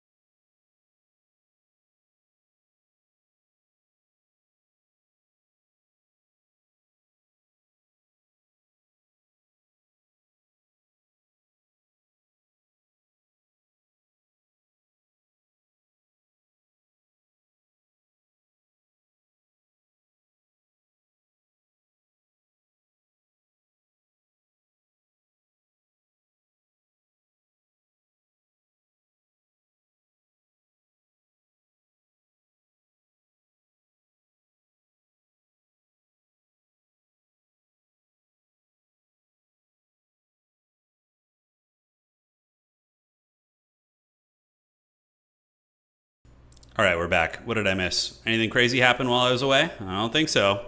So unfortunately, our chances of top 4 are going to be tough because our tiebreaker who we beat round 1, a very strong player, he dropped. So we're going to have a hard time. We're going to see, though. We're going to see. Or may not really. There are some factions that don't even use a lot of DLC units, so it really depends on the faction you're talking about here. Flames of Asgore is probably okay against vampire counts, for sure. Yeah. They absolutely do. The Bolt Throwers in Tabletop are actually decent. Chaos Dwarves in Tabletop have Hobgoblin Bolt Throwers, and they're really cheap. They're like so inexpensive that you just don't really care if you lose them. It's quite nice, actually. Yeah, it's quite nice. Anticity showed that the new Blood Knights are strong. They are. They are very strong. Yeah, I think they're cool. A really good blender. I'm eager to see how they function. Like, what about against Warriors of Chaos, like the new Blood Knights? Because they could theoretically probably crush Hellstriders with their armor and healing, and then they can deal with most of the infantry like the Forsaken spam. I'm kind of thinking the new Blood Knights might be really good in that matchup. Although, arguably, the Lance Blood Knights might just be better, because they really will crush the big stuff and be decent against infantry. But 16 bonus versus infantry is pretty freaking high, you know?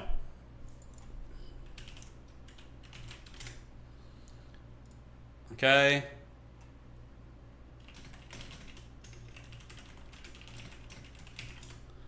All right, outstanding. So there we go. Okay.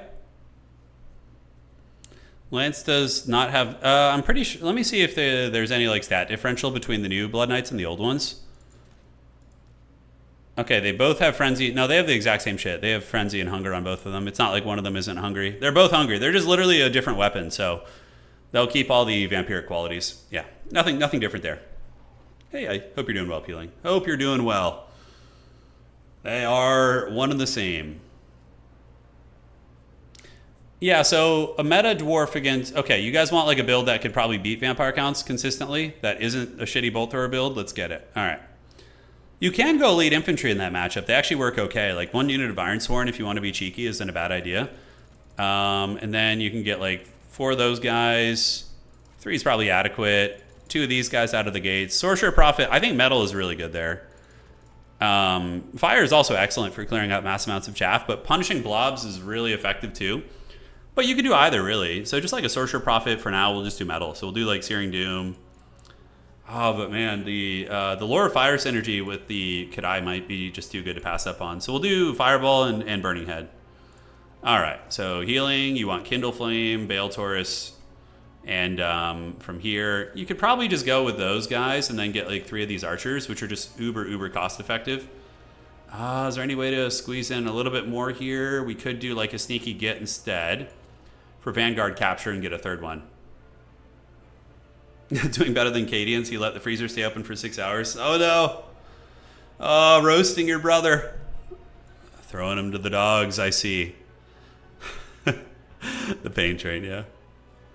I think 1 Fireglaive in reserve is good. Another Kadai. Bull Centaur Render, great weapon. It's going to be very good. And from here, you do want some mobility pieces, just for like addressing panic situations. You can also probably get Blazing Beards of Besharic, because they're really good at blasting chaff.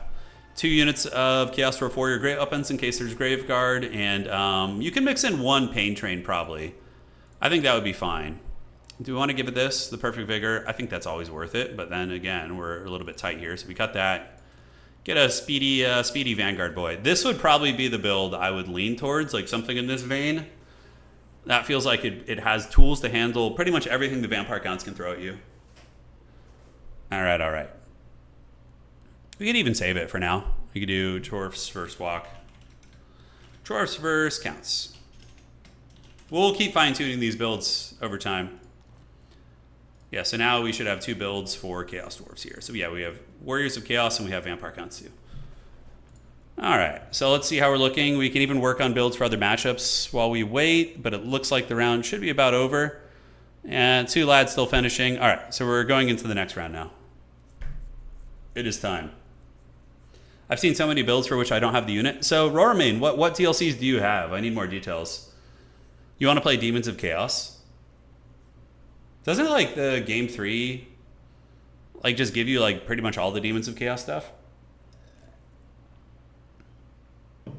How many points would the Chorf win rate fall by if they lost access to the Healing Chalice item? Oh, a couple percentage points.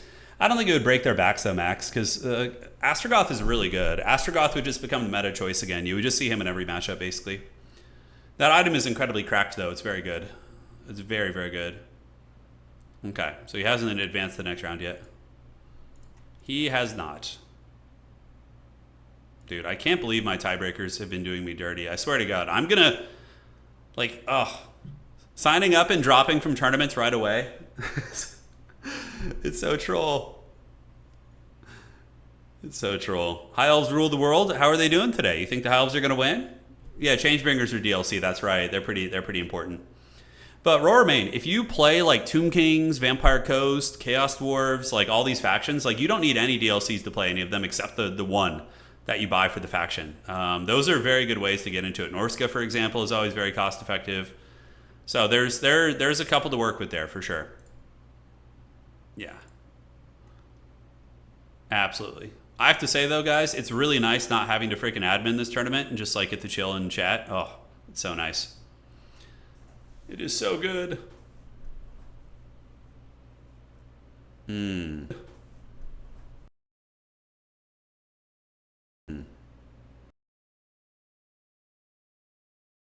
So we're 1-1. We won our first game very decisively against Warriors of Chaos, and we lost a very close game against Vampire Counts in game 2. I'm curious to see if any Slaanesh players are going to make it to top 4. If anyone is trying to abuse Slaanesh. Although without Pavane, I mean, I feel like they're much more manageable. They still have rampages, but not just the point and click auto kill. Yeah. All right. So let's see if he advanced. I think all the games have been winnable today for sure. That last game, our build was just awful. The bolt throwers were just so bad. Oh, so bad. Because when you bring 2 artillery pieces, it changes your entire playstyle to be defensive around them, and it keeps you from being aggressive with like Fireborn and whatnot. How long between matches?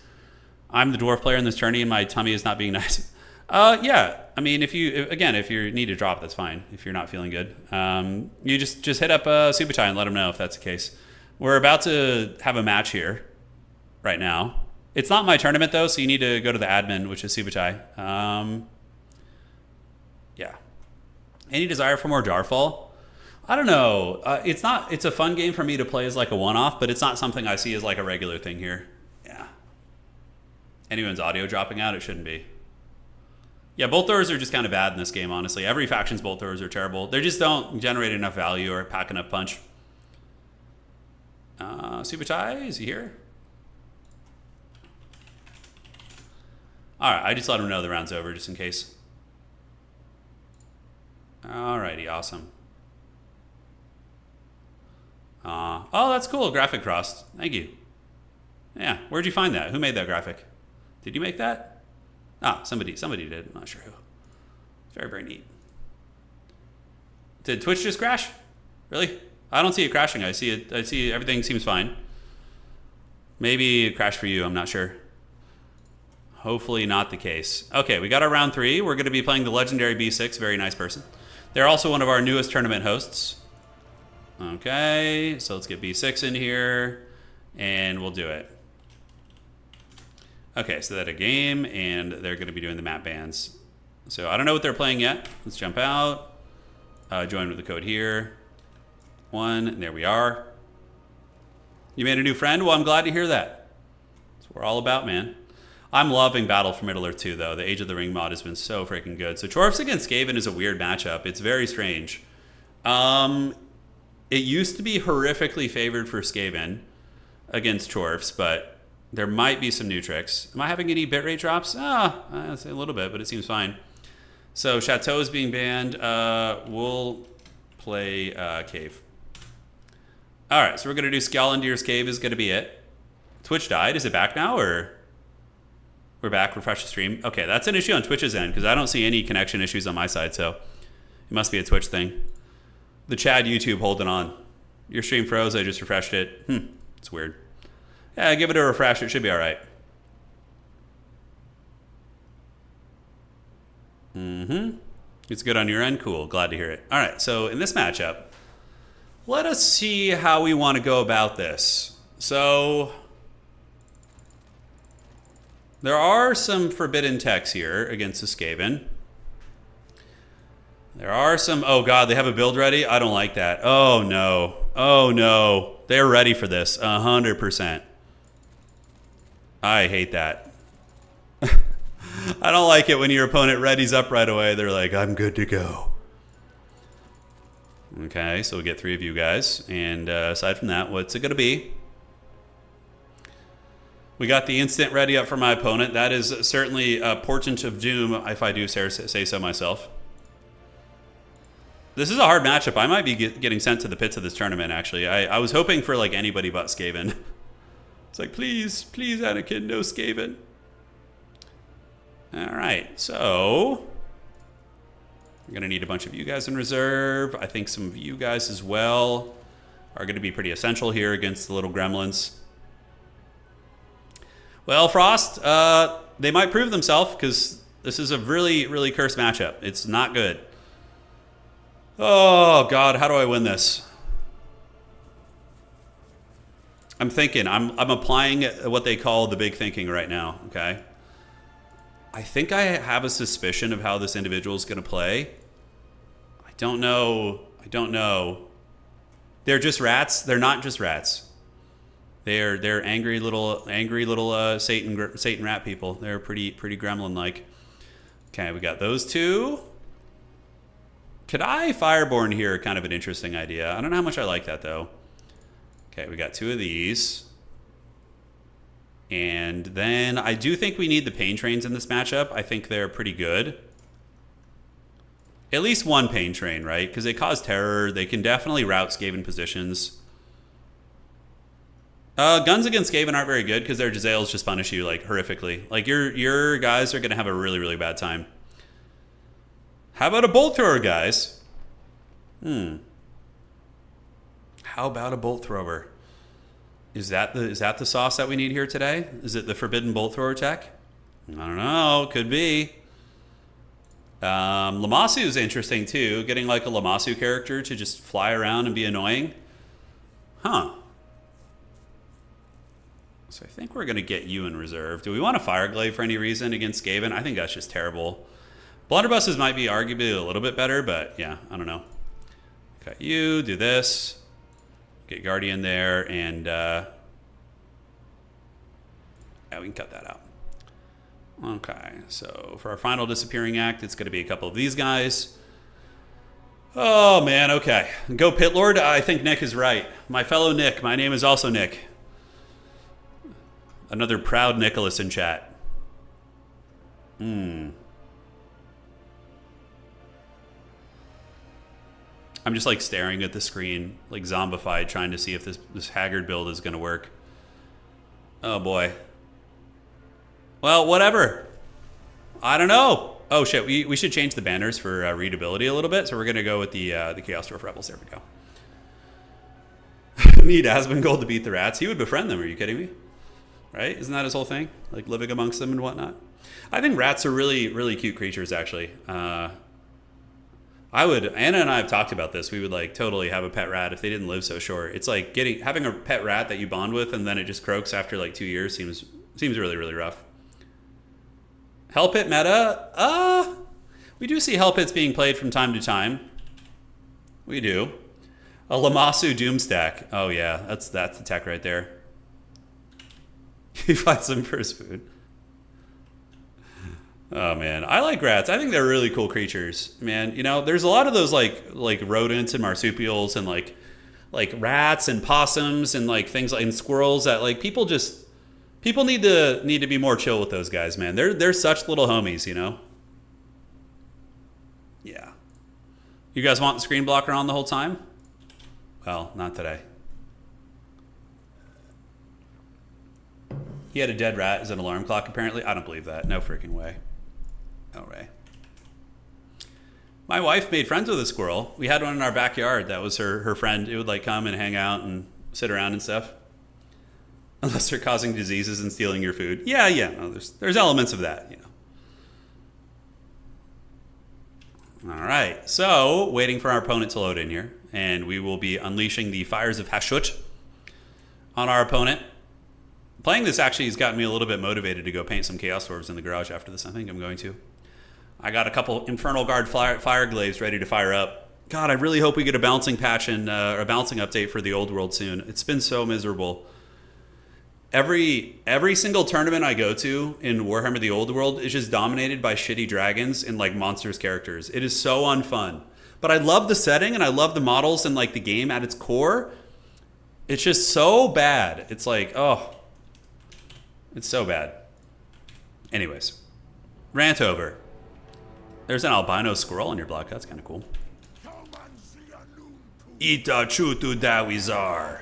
All right, so we're going to send the laborers out to the outside objective. They're going to go grab that. All right. Well, the tournament's near me. They don't put any restrictions on the big monsters, so yeah. They just let them dominate, basically, which is understandable because you want to play the core game. I would do the same thing, probably, and just hope G-Dubs was going to fix it. Oh, shit, was he supposed to be on foot? Yeah, I think he was. All right. Let's do that. And we got double magma cannons of doom. Okay, awesome. We also have a Bull Centaur Taruk, by the way. So the Taruk is there to fight against like Doom Wheels and Hell Pit Abominations and like big stuff like that. So we're going to see how he does. We can put him in group 2. He can move with the Lord if he wants to. Good luck, have fun to my opponent. And let's see what the rock is cooking. So you guys are going to move up there. We're going to get you here. Skaven are obviously very slow. There's going to be like Death Runners and things like that trying to move up on me. So we're going to just kind of form ranks. Yeah, form ranks, form ranks. We do see skirmishers. And we can start blasting them if they decide to actually try and skirmish with me. So we will give them the old twirly whirly. We're going to give them the razzle dazzle if they stay in range here. So we'll keep shooting. Awesome sauce. We're going to get you guys to move up on this objective and you guys to come over here on this one. And we know that there's going to be sneakiness trying to get in my backfield. So 100% there's going to be like Death Runners or like some shit like that. So yeah, it is what it is. We know we have to deal with it. And we do get skirmished here by the ambushing rats. So let's get a little volley on them. So we're going to give them the biz there. We do have the outside guys going for that objective. Magma Cannon is a bit of a hit. Hey, Deed, thanks for becoming a channel member. I greatly appreciate you. Thank you for the support. All right. So Firecaster is going to chill right there. We have these guys waiting to defend. And all right. Awesome sauce. Direct hit right there. That's what we're talking about. That's the good stuff. And the rats are going to be assembling. The Elector rats are going to be assembling on the high ground. So yeah, we need to keep tabs for rats trying to sneak around our formation. That guy does get broken, and we can go ahead and tell them to hold fire for now. You want to conserve your ammunition. Make sure you're using it effectively. So let's go see if there's anything trying to sneak around here. We do see the rats getting up on that point, so there's that.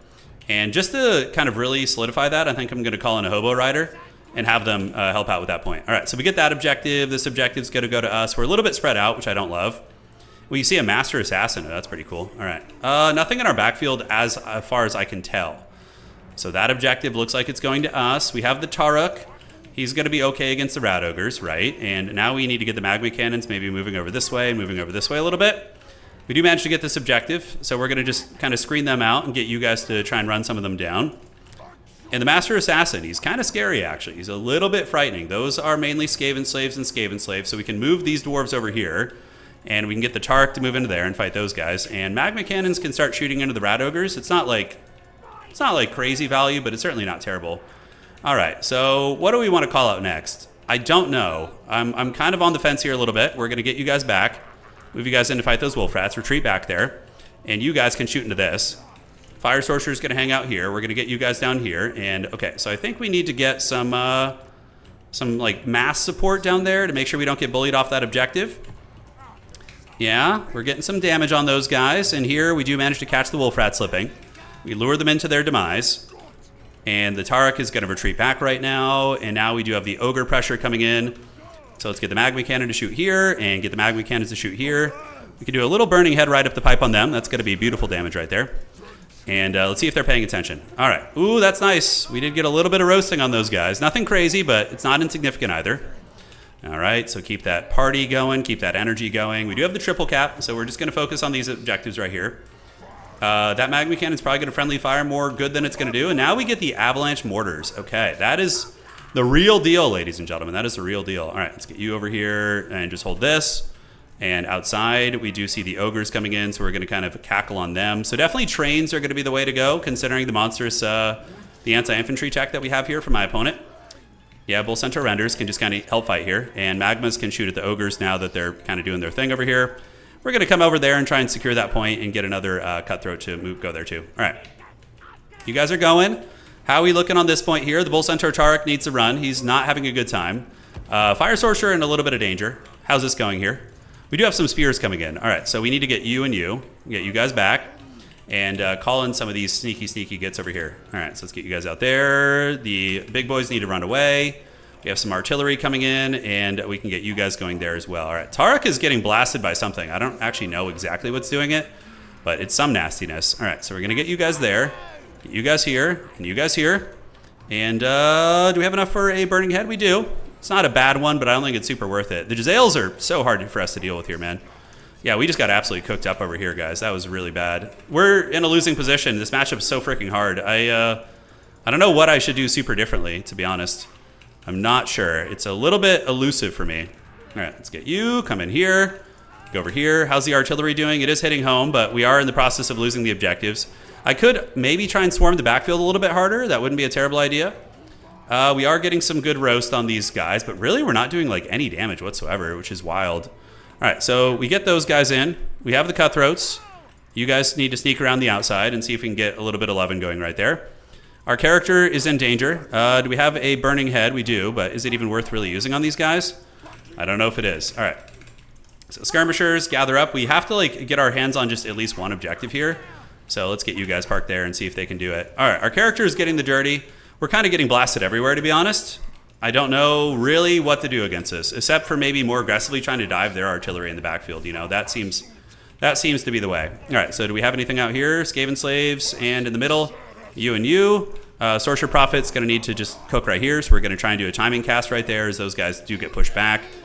And this objective is coming back to us. Okay, so we are getting a little something here. You guys shoot that. And we're going to need to probably take Hobo Goblins and try and dive in my opponent's backfield. I think that's going to be the idea. Okay. And we're just going to make a run for the backfield and see what we can find. My Lord's going to die, but that's going to be very, very tough. Okay, so outside objective is going to us. That is nice. We have something. We're not like completely dead in the water here. We have our Cutthroats. You guys keep skirmishing. The Lord can be resummoned, right? There is that. So let's shoot the Clan Rat and shoot the other... those are just Skaven Slaves, right? Okay, so we got to start working from a point of strength, like find where we have some tools, which is over here. This is really the only position that we're going to be able to effectively fight from, so let's gather you guys up. And, I mean, would a train even be good against, like, the Jezzails and whatnot? I don't think so. I should have maybe gone hunting for those units a little bit quicker. We do see the Avalanche Mortars back here. We're going to go see if we can get some value on those. Yeah, and you guys come in here, so we're going to scatter. And, okay, there's the Jezzails. Yeah, man, if I had only just done this earlier, maybe we're okay. All right, so taking those two weapons teams down can be a potential path for a comeback, although here we're going to get mass routed because of the unfortunate leadership shenanigans. But we do manage to get on top of both of those. The Jezzails survive, but we do have vision now, so we're going to use that vision to bombard them if we can. You know, see if we can get a little something going. And out here, probably calling a pain train, but man, that's a far run, guys. That's a really, really far run there. All right, so we're going to move up. Leadership is killing us, Smalls. We do get the Avalanche Mortars. We don't even get the Avalanche Mortars. Holy shit, that's bad. Magma Cannons can maybe finish them off. We're pulling a little bit of value here. We do see some Skaven running up on the point. Magma Cannons lost line of sight. So, okay, they're back. They're broken now. That's fine. So break, and then we're going to need to call in a Hobo to deal with this. We have a little bit of grinding down there. But overall, I think we've lost the game. Yeah, we've probably lost the game. I mean, we do kind of get the value a little bit tighter, which is good. By taking down the Avalanche Mortars, that's helpful. Let's rotate over to the middle, maybe see if we can do something. And what do we have here? Okay, we had an AFK unit in the back, but we're going to need to call our homie back in if we want any chance. So we have some Chorf Warriors still fighting there. Let's get the Magma Cannon to shoot those ogres. The Pain Train is going to be rotating. You know, Skaven are a weird faction that can sometimes throw games. So I'm not going to give up just quite yet. Not quite yet. All right, so we're just rallying units where we can. We do have a little bit of momentum on this side, which is cute. We're going to hopefully be able to get those damn Skaven Slaves off the point. So let's, or off our artillery there. So let's hope so. Yeah, keep shooting. The points are close-ish. You know, they're close-ish. Let's charge this guy here. Get the Pain Train going after the Master Assassin. See if we could take down that Skaven Lord right there. That would be super money. Damn, Eshin Triads are going to be a problem. We need to get our Lord back, though. Yeah, we really do. What is that? Is that a Dwarf Thing Menace? Okay. That is the Dwarf Thing Menace. The Menace thing. Yes, yes. All right, so let's get another train out. Yeah, the Magmas aren't doing much. I really thought they would do a lot more work, but they've been a little bit lackluster here this game. I really thought they would melt Skaven more. They were the meta back in the day, but not so much anymore. Okay. So we are on top of the Master Assassin. Let's see if we can get him down by just running him over with the Pain Train here. Jezzails are still shooting. They're still in line, which is pretty insane. We have the double Magmas going, and my Sorcerer Prophet's going to come back right now. We're going to get him back for sure, because that's going to be such a leadership buff for our whole army. All right. So you guys get back up there. Do we have time to fight this back? We're trying to cheese the Skaven Lord out. We're trying to cheese him out. Oh, God. That positioning was rough. Those are Clan Rats, and the Pain Train has almost got the Lord routed and broken. We're going to kind of creep through here. Yeah, keep getting that Skaven Lord. See if we can just really ramrod him here. Just get rid of him. That would be super, super nice. All right, so they are going for my backfield here. Sorcerer Prophet's coming back. Unfortunately, I don't really have the tools to protect it. We're just going to try and cheese the Skaven Lord out. That's I think, all we really have. Here's a little bit of a stinky cheese for that. Okay. So that is going to be Dwarf Thing Menace. And let's get you, call in the train, those guys to deal with this. I don't know if that's really going to matter. The Skaven Lord is cackling pretty hard, so we're going to need to run away here. I think this game's just kind of over. Yeah. Kind of over. Okay. So let's get you guys to move in there. We still have some capture weight. The Pain Train's going to run to the other side. We do actually have that objective kind of like under pressure too. It's so weird how this like kind of doesn't feel like it's out of reach, even though I think it is. The train is going to keep moving, and we do have some shots. Let's shoot at the Clan Rats over there. The Dwarf Thing Menace is, as you would guess, as the name would infer, it is a menace. We're going to get some archers down there to help out a little bit. Yeah, charge in the back of the ogres, do a little burning head right there on these guys. Pain Train, we just need to run their army off into the La La Land here and just make it like, you know, the Shadow Realm. I think calling in a sneaky get on that side would be good. Let's keep that train running across the map.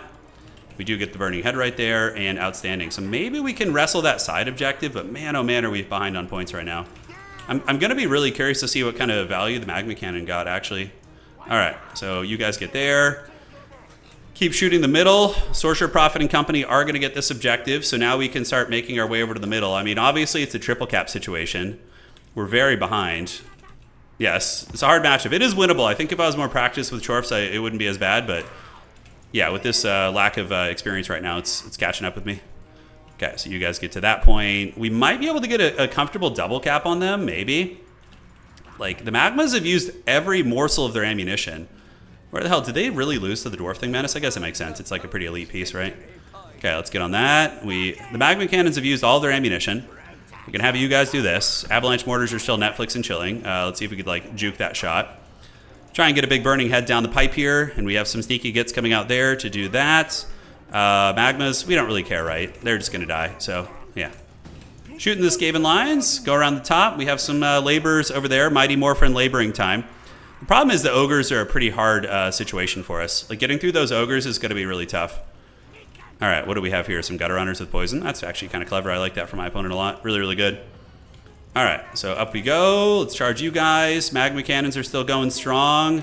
Dwarf Thing Menace dying to 2 of those is actually reasonably fair if you really think about it.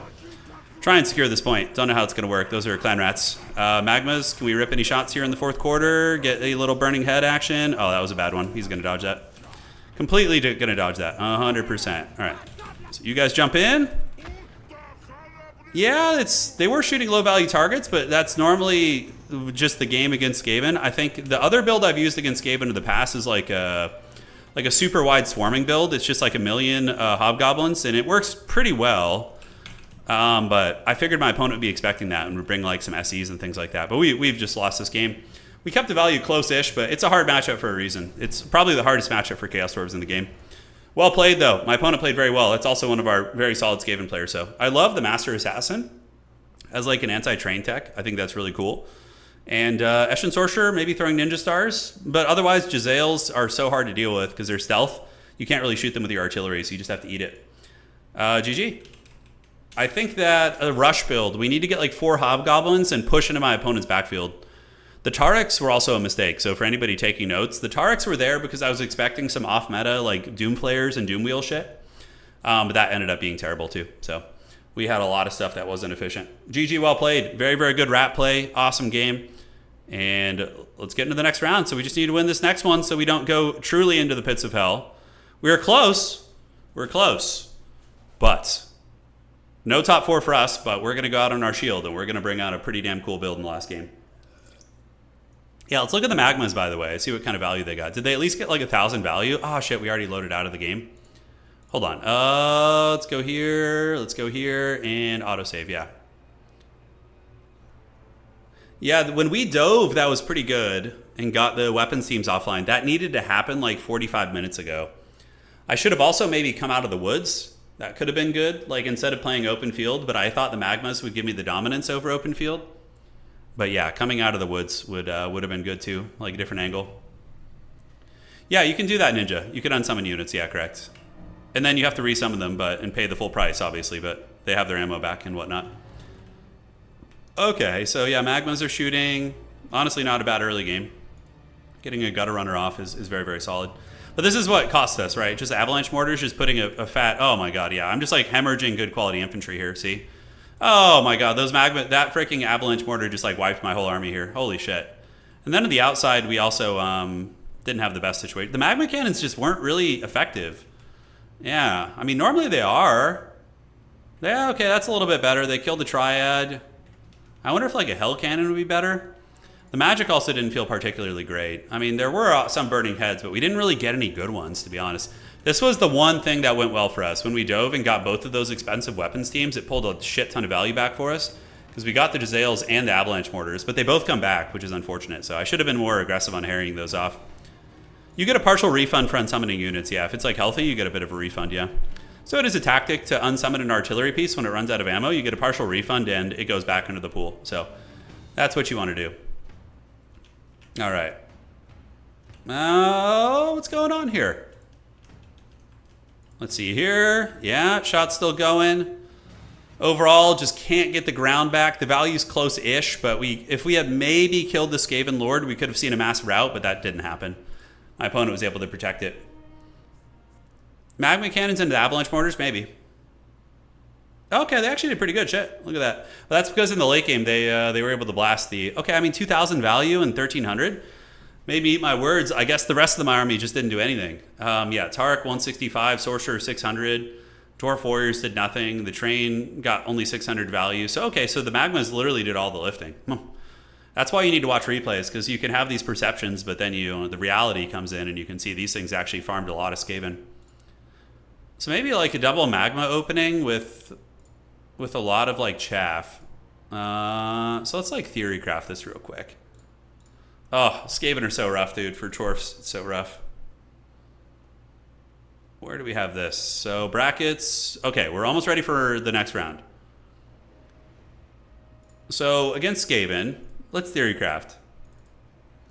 So massive U, maybe a couple of these guys.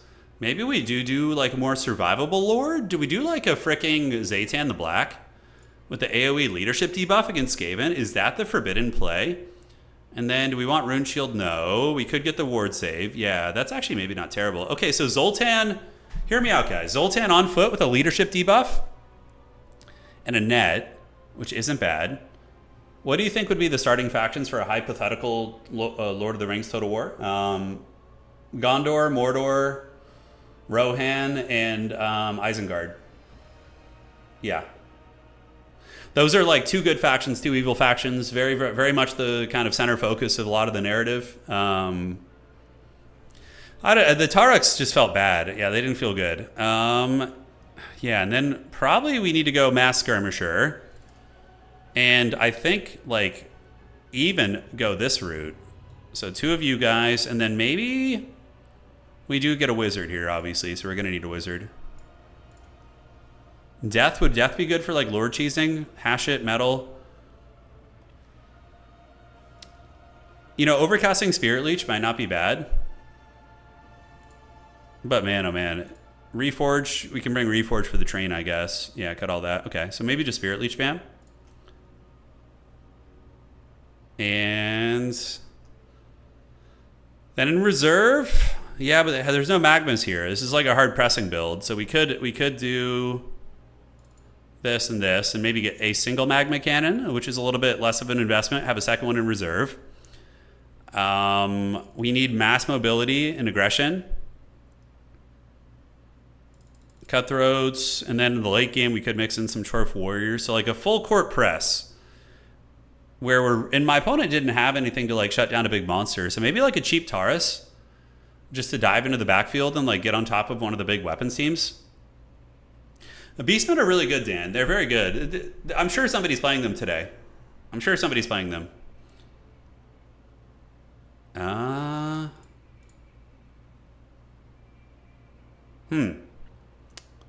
Do we want the bows is the question. Like, instead of maybe we have you guys in reserve, and then in the starting army we get 2 archers just to like poke rat ogres, right? Because they're just like cheap.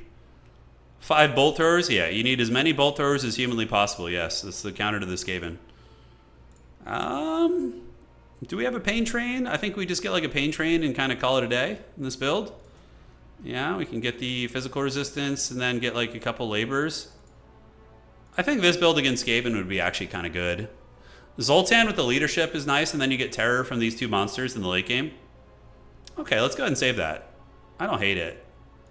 Yeah, I don't hate it. So this is the good thing about getting wrecked in games, because when you win, you don't really like learn. You learn a bit, but when you get absolutely smashed in a game, it's really good for, you know, reflecting on why you lost. So Chorus for Skaven. Yeah, Zaytan on foot is an interesting tech, because he hits hard. He's pretty tanky with the armor. He gets up to 30% ward save, and then he also has a leadership debuff and a net. So you could like net things down. I don't know. What do you guys think? You guys like this one? Phantom, thank you so much for subscribing on Twitch, by the way. I did miss that. Thank you for your support, my friend. Don't listen to Turin. The 4 factions for Lord of the Rings are Brandybucks, Breema, and Tom Bombadil and the Tooks. That's right. The Battle of the Shire in Breland. Yes, that is going to be it. All right, we ready for the next round? I think we should be. We're going to be casting semifinals and finals as well. Harad is... Oh, Amco. So it was your first time playing Age of the Ring, and Gondor is the most vanilla, easy-to-play faction in that game. And you played Harad, which is the most complicated dynamic faction. But I can show you the forbidden arts of Harad. I've been practicing them, and I know the tech. Oh my god, Subutai and I are both in the pits playing each other. I love it. Oh, yeah, I know him in real life. He's the host of the tournament, and he's also 1 win and 2 losses. Or he got paired down into me. Okay. Okay, so who's banning first? So Subutai versus... Okay. I think he's Vampire Counts, which will give us another another test here. So Imperial Road, Imperial Ambush. So he's doing his bans right now. So we got Vampire Counts again, by the way. Did he give me a lobby code here? I think he did. Okay. So there we are. Let's do this.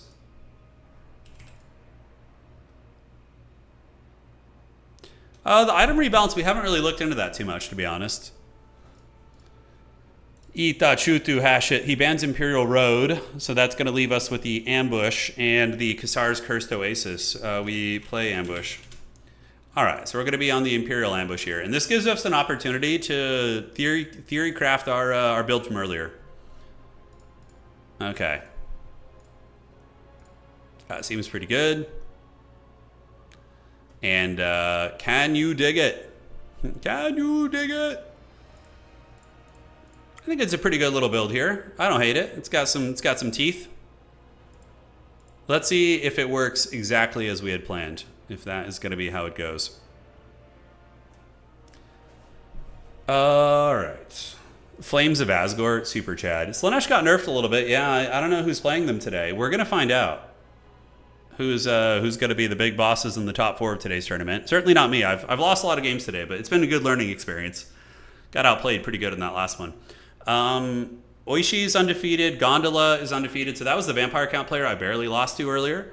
Maximillionaire, Boss Toss. Yeah, we have a lot of people contesting for top 4 right now.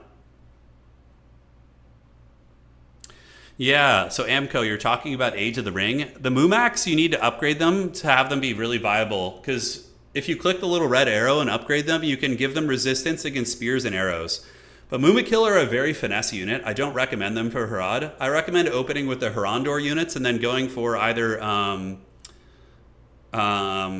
yeah, so you go one Harandor building, and then you go... I like going for the Hall of the Great King, which gives you the vultures to fly around and like harass their units. And then go for the Corsair building after that.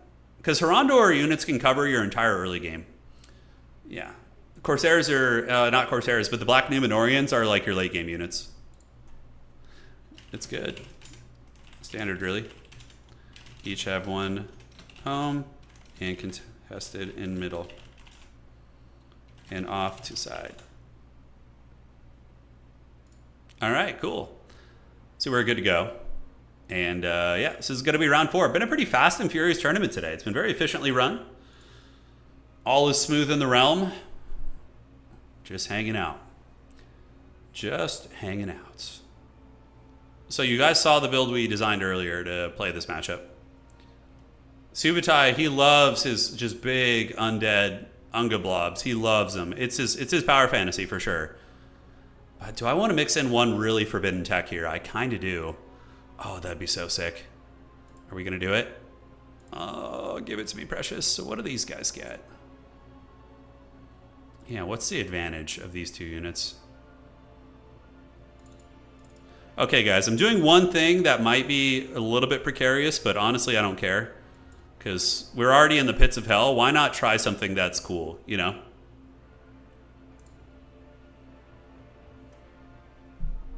What are you talking about, Ben? You're talking about Old World, yeah. Yeah, I do hope Old World is a great game with great bones. You know, it's kind of like a fixer-up house, you know? Like, it has a lot of potential and it has really good bones. The foundation of the game is very fun, but they just need to balance a couple things. And it'll be in a good place. I personally think the character limit for Old World should be changed to be like 33% of your army instead of 50%. Because that means if somebody wants to do like a big bullshit dragon, then they can't bring a high-level wizard. You know what I'm saying? It's like, it's going to make them have to make hard decisions in list making. Whereas now it's like you can just have like a 600-point dragon and a high-level wizard on a mount, and they can just like solo somebody's entire army, you know? And I'm not talking... I've played in a lot of tournaments. I've won 4 Old World tournaments. I played in a bunch of them. The reason I was able to win, though, is typically abusing big monsters, whether it be a Sorcerer Prophet or a really cheesy sniping list with like the Empire, right? All right. So, yeah, this is the ambush map. So we have the objectives here, and you guys know you want that army blocker. Oh, yeah, you love it. You love it, you dirty dogs. There we go. So we're going to do this. Get these chorfs to contest the outside, I think. You know what? I think more importantly, we should probably focus on holding our outside objective. Or our home objective, excuse me. So we're going to get the Kadai here and here. So we got double Kadai Fireborn. These units are uber Giga Chad in this matchup. And I think our build is going to be much stronger. You were literally typing blockers. I got rid of it. Oh, I love that. I love it.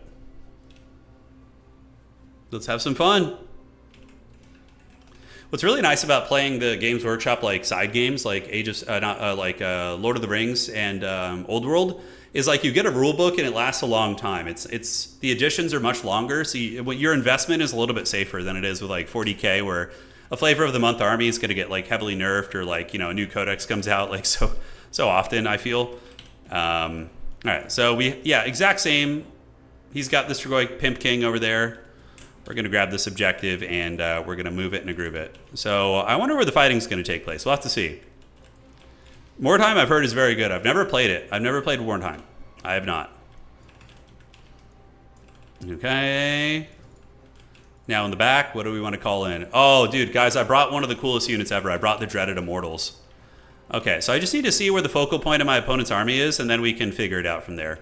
Subutai hiding in the bushes there. We do see some spooky units. I didn't see what those were, but they are very scary indeed. You know what? I think like Fireborn are just our strongest shit, so we should just call out 1,000,000 of those things, right?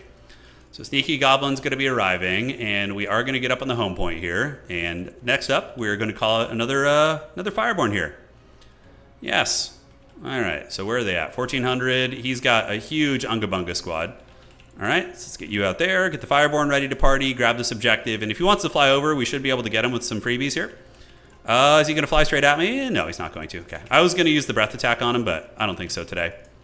He dodges that. We get Spirit Leech, but ironically, Spirit Leech does very little against my stuff. Yeah, it's very, very ineffective because my guy has the amulet. Look, it literally does no damage.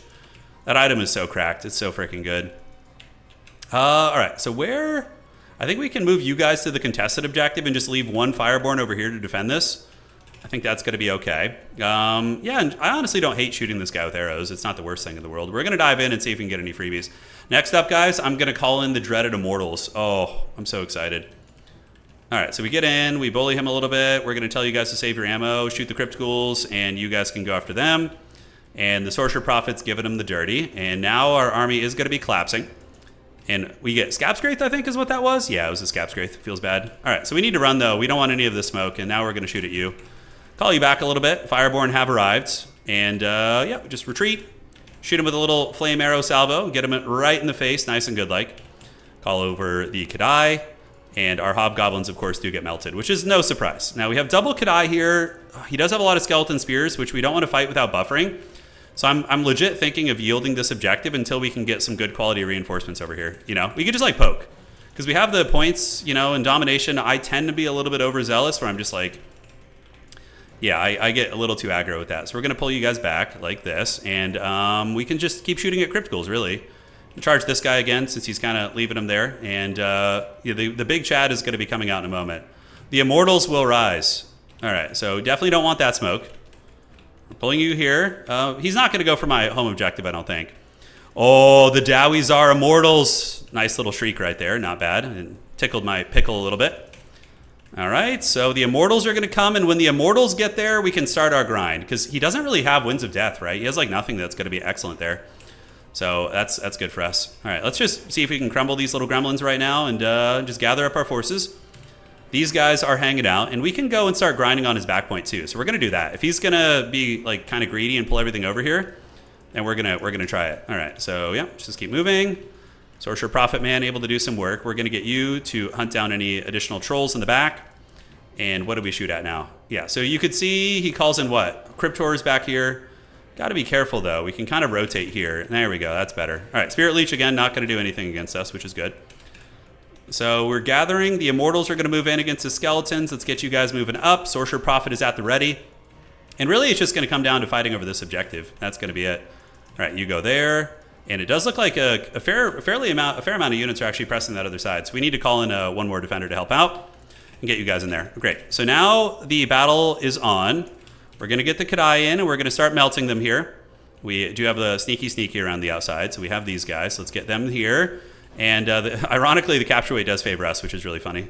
All right, so back we go. Sorcerer Prophet's doing it. We're grinding down units where we can. We can get you out there to go after the Dire Pack, and we can pull the Sorcerer Prophet to go help too. All right, so are we in danger of losing that home point? I don't think so. I think we're okay. And you guys can move up and start fighting the Skeletors. Awesome sauce. Let's get you and do this and call in another Hobo Goblin out here. Oh, shit. Did I call in an over there? Yeah, it was a mistake. Oh, well. It is what it is. Should be fine. All right. So you guys shoot there, and we can start preparing some burning heads and whatnot. We got to see where we want to do it first. We can do a little burning head right there and get those doggies, actually. That's going to be nice. All right. So on this side, we have the Hobgoblins who have arrived. We are chewing down quite a bit of the formation. And the Sorcerer Prophet needs to retreat while we retreat you guys and get you back. Okay. So now the grind begins. I really need to make sure I don't lose my home objective. That's like one of the most important things here. So we're just going to go park you guys like on the point here. Have you guys do this. And the Sorcerer Prophet just needs to run away. He just needs to flee the scene. A couple zombies over there lurking. Nothing to really be too concerned about. We're going to get on the Dire Pack and just keep running with you. Kind of missing having the final transmutation here, not going to lie. That was very, very useful last game. All right, so we've been able to get away here. And on this side, how are we looking? Yeah, a little bit scary. We're going to kind of loop around the back of the army there. And we do have an idle Kadai, not fighting, so let's get them in combat here. And the Sorcerer Prophet able to get away. Let's go over there and see if we can salvage our back objective. I feel like the units we have here are pretty strong independent units, so we're going to be good. And now we can rear charge into the back of the Cryptors and try and break them down, which is going to be very nice. All right, so Sorcerer Prophet's going to go over there. The units we have here are very independent. The Fireborn and the Immortals should be able to do some work. These are summons, so we're going to go ahead and unsummon you, set you back in the pool here. Keep running with you. Keep running here. It looks like we are holding on to the outside point. I think next up we call in a paint train over there and hope for the best. Eventually we will probably grind down everything here, I suspect. I suspect we will. All right, so we're going to get you. We're going to land this. Do we have any burning head opportunities? Not really. Not really. Not any super good ones at this moment. Okay. A fire glaive could also be a viable idea too. Just get those guys up. Provide a little bit of fire support. I don't know. We'll see. But so far, it's definitely going, I would say, better than the previous games. Although, yeah, I still have the home point, so I'm not like hemorrhaging points, which is good. We're going to want to use a breath attack here soon. And he does end up landing there, so what we're going to do is use a breath attack on him. Keep shooting him there. And the fire glaives are going to come, get in line of sight there. And now we're going to go ahead and charge him and see if we can do some solid damage. All right, hobgoblins, what do we have in the back? These are zombies. Let's go try and run them down. And here, the vampire army is eventually going to lose that fight. We need to park on this point to see if we can hold on to it. And we do manage to get a good chase on his lord here. Kadai are trying. It looks like I'm going to lose this point, though. So that's where it gets a little bit sketchy, right? It's a little bit sketchy. So we're going to do a big burning head right there down the pipe. That's going to hit most of his army there, which is going to be very clean. And the big guns are on the way over. Yeah, oh, that was a good burning head, actually. That was very good. Yeah, this is ours eventually. It's only a matter of time.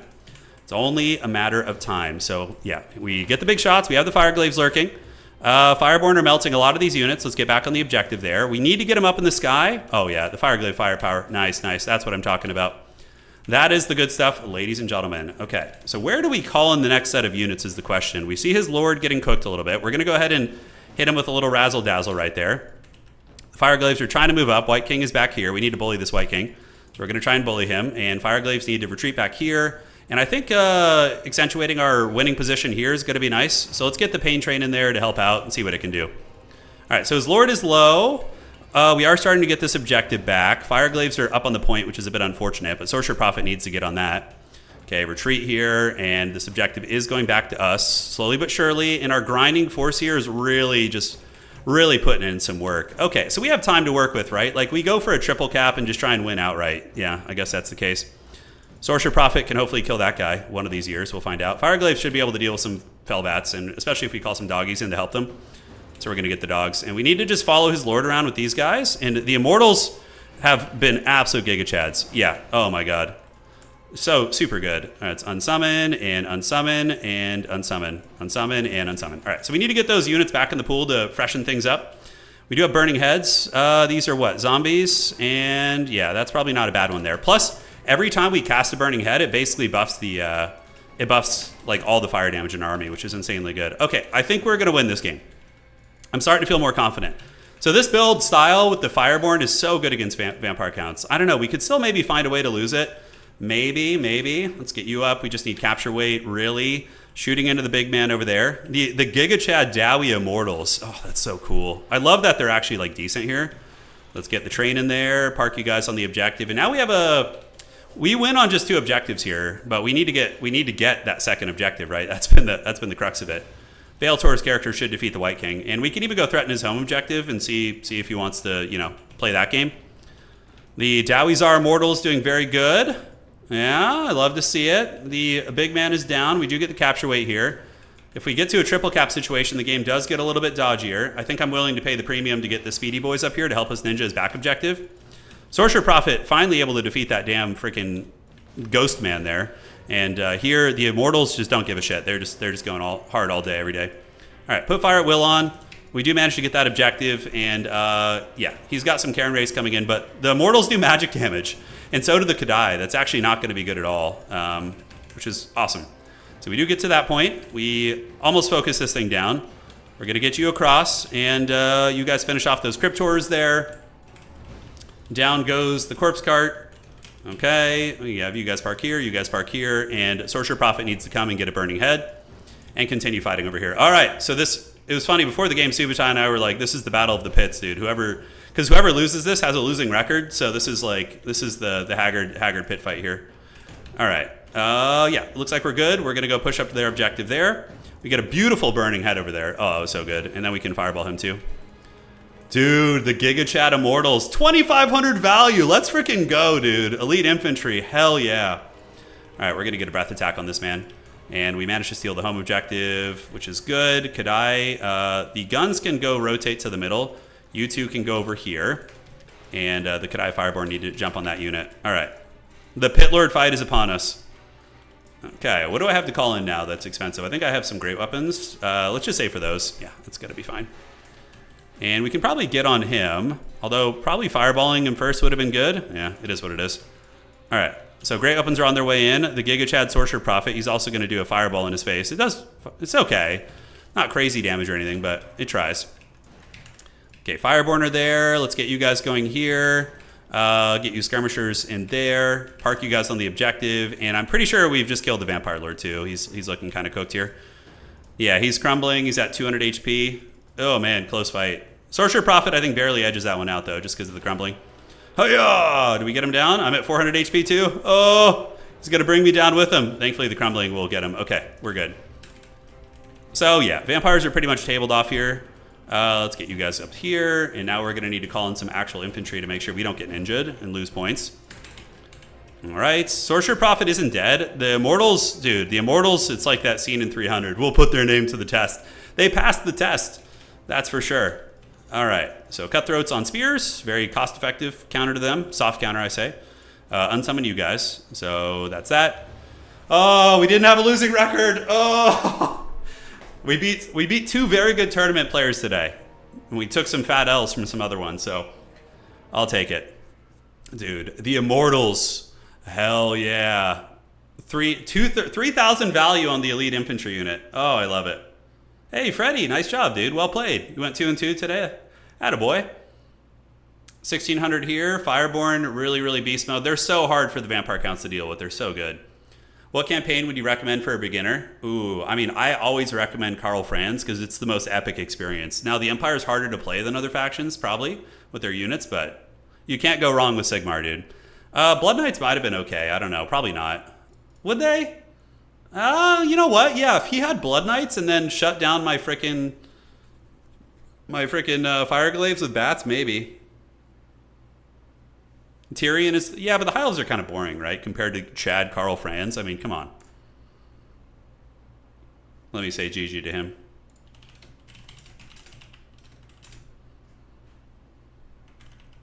He was saying he needed a Mortis engine. He's right. Yeah, Mortis engine would have been very good there. It would have been very much a game of like, if I kill the Mortis engine, I win. If I don't, he wins, kind of thing. All right. Let's see what's crack-a-lacking. Report that. So that's going to be a win for us. And then we have Chaos Dwarves versus Vampire Counts. All right. Awesome, awesome. Yeah, looks good. Yeah, powder units are tricky. You need to have them on elevations or open line of sight typically. If they're really deep set, sometimes they can shoot over your infantry lines. It's a weird thing. It's very, very weird. I did make a starter faction, but that was for multiplayer, not for campaign, so it might not be like as relevant. All right, so we did okay. We did fine. 2-2. Oishi is top 4, it looks like. Gondola. So we have Vampire Counts undefeated. Oishi, I believe, is undefeated also. Bostos is there, and maybe Maximilianer. We're going to see. There's still a couple games being played, so we're going to find out. Hobgoblin Bolt Throwers seem pretty terrible to me, honestly. Bolt Throwers in general just suck. Maybe in some matchups they're okay, but they just don't seem to be the most amazing unit. Someone had to come in dead last. Hell yeah, General. Let's go, brother. Get it. I believe in you. You'll be back with a vengeance in the upcoming streams, I'm sure. All right, so we just need to see who's going to get top 4. There we go. And let's grab some water real quick, prepare for the grand finals, and have some fun. The villain arc has begun, that's right. Now is the time where you can scheme in the shadows for the downfall of man. It'll be good. Bolt throwers are purely a PvE unit. I know, I kind of feel like it. Players can just dodge them too easily, and even when they hit, they don't do that much damage. No, we're not wrapping up, Owen. We have the semifinals and grand finals. We have a couple of solid games left to go. 100%. Don't you worry. All right, BRB.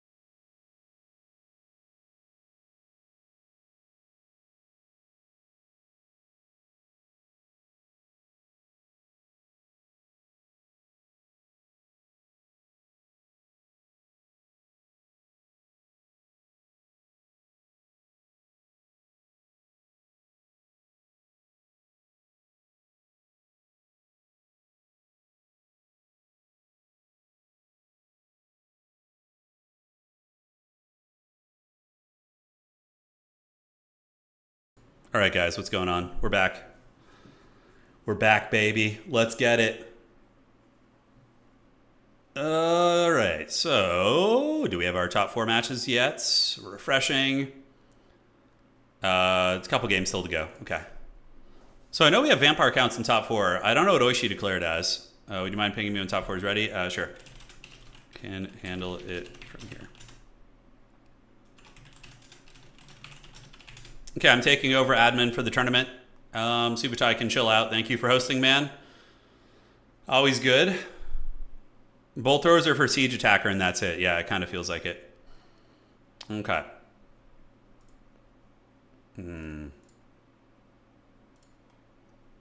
Refresh this. In tabletop, bolt throwers are like really cheap.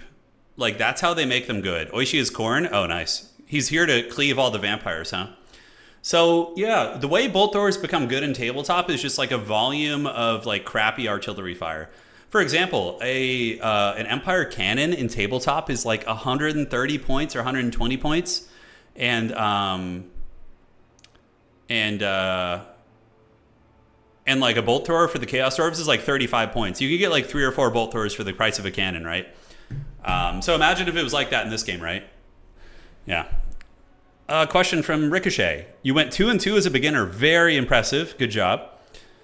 And opponent points are for tie-breaking. Yes. So you have 12-point tiebreaker points because the people you played in this tournament, Ricochet, were very strong. You played people who were like Terminators and you have a really strong schedule. Yeah. So Ricochet, as I like, let me explain this to you. Here, we're gonna pull this up here real quick, my friend. All right, so here we are in the tournament. We have Ricochet. Here he is. So 2 wins and a tiebreaker score of 12, which is nuts. So if we search, I think it was his name here. Okay. Yeah, so you played against Wreck and Beaver, and then you played against Gondola, who's undefeated, and then you played Boss Toss. So Gondola has 4 victories. Boss Toss has at least 3 or 4, so that puts you up to a score of 8 for your tiebreakers, and then you add the wins of these 2 players that you also beat. So if you were trying to qualify for top 4, let's say you had 3 wins, it determines who has a stronger strengths of schedule, and that's how that does that. So hopefully that was a apt description for you, my friend. And hey, cheers to you throwing your hat in the ring. You know, Total War tournaments, I find, are sweaty, but they're more, I don't get as nervous. Maybe it's because of experience, but like when I used to play in StarCraft 2 tournaments and back in like 2011, 2012, whenever Wings of Liberty came out, I remember just feeling more nervous and more anxiety. Whereas Total War tournaments, I don't know if it's just the community, but it's pretty chill, comparatively speaking. All right. So let's see here. Refresh this. And let's see if we're ready for the top 4. We are. All right. So we have... did Beaver get his buy round point? Let me check this because it could affect something. Beaver should have 2 wins. The dreaded Beaver has 2 wins. Okay. Let me see what rules Subutai had for the tournament. So time limits, tiebreakers will be determined by an additional round or a death match depending on the number of tiebreakers needed. Okay, so we will do we do have 3 players tied there. So what we're going to do is we're going to have a couple extra matches now.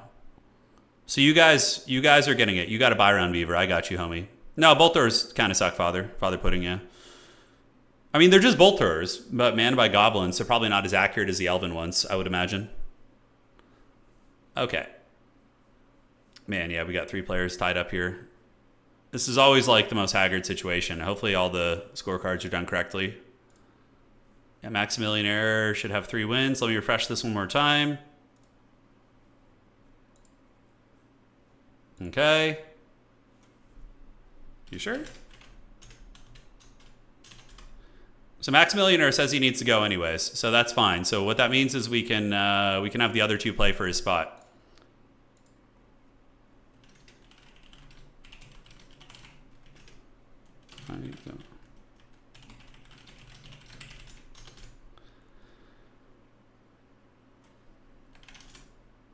Okay, so we're going to have this. And we're going to have Killian and Melkor. You guys are going to be playing for the final spot here. So let me host lobby right now. Get this up. So we have a tiebreaker round. Host game and spectator. And we're going to get Killian and Melkor. If you guys are listening to the stream, hit me up. For top 4. And Melkor is going to be tiebreaker for round 4. All right, so we got the two homies here. Melkor and Killian are going to be playing it out. And let's get the correct domination map going here. We're just going to redo the maps from the previous round to keep it simple. And maps are going to be... Let me get the maps. The dreaded tiebreakers are upon us. Okay. So let me find these guys. So Killian and Melkor, please go to the tournament chat. I'm going to list the details there. Okay, here we go. And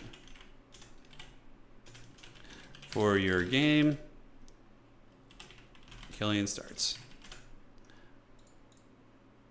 All right. So I tagged the homies. They're going to figure it out, and they'll let me know what the maps are. Is it tough for you to vape while playing? I do not vape, no. I do not. What are your favorite factions to play multiplayer with? For me, it's Nurgle, Chaos Dwarves, and Empire. Those are my favorite. I really like their styles. They're all pretty different, too. Empire is very much combined arms. You know, Chaos Dwarves are really kind of defensive, counter-punching faction. And Nurgle is just like an aggressive and, you know, grindy faction. There's a lot to choose from. I mean, we got 24 playable factions in this game, guys. It's a hell of a lot.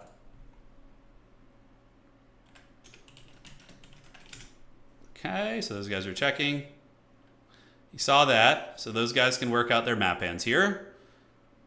Please do let me know the map once you guys get it selected. So after this, we're going to be seeing who goes to the top 4. All right. Oh my god, Oishi had a Bloodthirster survive with 1 HP in a game earlier. He sent us a screenshot. That's really funny. Yeah, the Noxbringer is very good in multiplayer. I don't know about campaign. I'm sure Soul Grinders and Nurgle are fine. What does like a super meta campaign army look like for Nurgle? Like if you're trying to min-max and be like uber sweaty, what do you bring? You know, that's kind of what I'm curious about here. What does the ambush battle meta look like? Nobody plays it. Yeah, ambush battle is just a complete flavor thing with your friends. That is for sure. All right. The bolters are there to give me clickbait title replays. That's right. Nice. Soul Grinders and Nurgle are the second best artillery unit in single player. Well, that's cool to see. Soul Grinders are very good in campaign. Not surprised to hear it. Mobile, strong SEs with upgrades. Yeah, probably just like Chosen of Nurgle with Soul Grinders is a good army. Yeah. Nothing beats Toe Dragons, though. Toe Dragons are so freaking cool. Who doesn't love just a massive erect Toe Dragon running around? Oh, their animations are great, too. I wanted to get the Tamarcon tabletop model, like a 3D print of it or something, but it's so big you can't like it's the Toe Dragon is so wide and thick it just doesn't work for like a dragon proxy for Warhammer the Old World. Chosen spam or Soul Grinder spam? Got it. Okay, so those are like the efficient armies. So Imperial Ambush is banned. Let me know map. So we're just waiting on the map, and then the players will pick. So this is going to be Empire vs. Dark Elves, I think I saw. It's kind of a fun one. So we have a good range of factions in the top. Oishi waiting atop his Throne of Skulls from Korea with his Khorne. So we got Oishi, Vampire Counts, Khorne. Boss Toss is playing what today? Let's see what it's going to be. Okay. We're going to play Road. Okay. So Imperial Road is going to be the map. Imperial Road, I believe is what they said. Imperial Road. We have a couple roads in the old world here. We have the Road to Talabheim, the Road to Val's Anvil, and of course... Oh shit, Crossroads is a domination map now? I didn't even notice that. That's pretty funny. Just like a flat open field. Alright, so we're going to cast this game. And then Boss Toss is Lizards. Okay, so we have Lizardmen, Vampire Counts, Khorne, and the winner of this match. So I don't think anybody even played Slaanesh today. Unless Subutai forgot to unban them. No, he didn't. Did we have any Slanesh enjoyers today? Maybe I'll play Slanesh next time. I'll be the evil villain and see what we can do. That would be fun, actually. You guys want to see some Slanesh? So Bearded Gamer, there's not many changes. There is a page, but it's there was literally like a paragraph of multiplayer changes. Seekers and Hellstriders got nerfed, and aside from that, very minor stuff. Very minor stuff. Nothing to get like too excited about, really. Nothing to get too excited about. Yes, yes. Yeah, I'm curious to see how the nerfs play out. That's right. So I'm going to see who declared Slanesh today. Did anybody sign up with them? I feel like nobody wants to be the villain. Oh, shit. Yeah, we did not even have any Slanesh players sign up today. Nope. Nobody signed up as Slanesh. Despite the... Oh, one person did for the earlier tournament, but not this one. Yeah, nobody signed up for Slanesh. For today's tournament. For tonight's tournament, I dare say. Yeah, we didn't have any. Okay, I was wondering. Yes.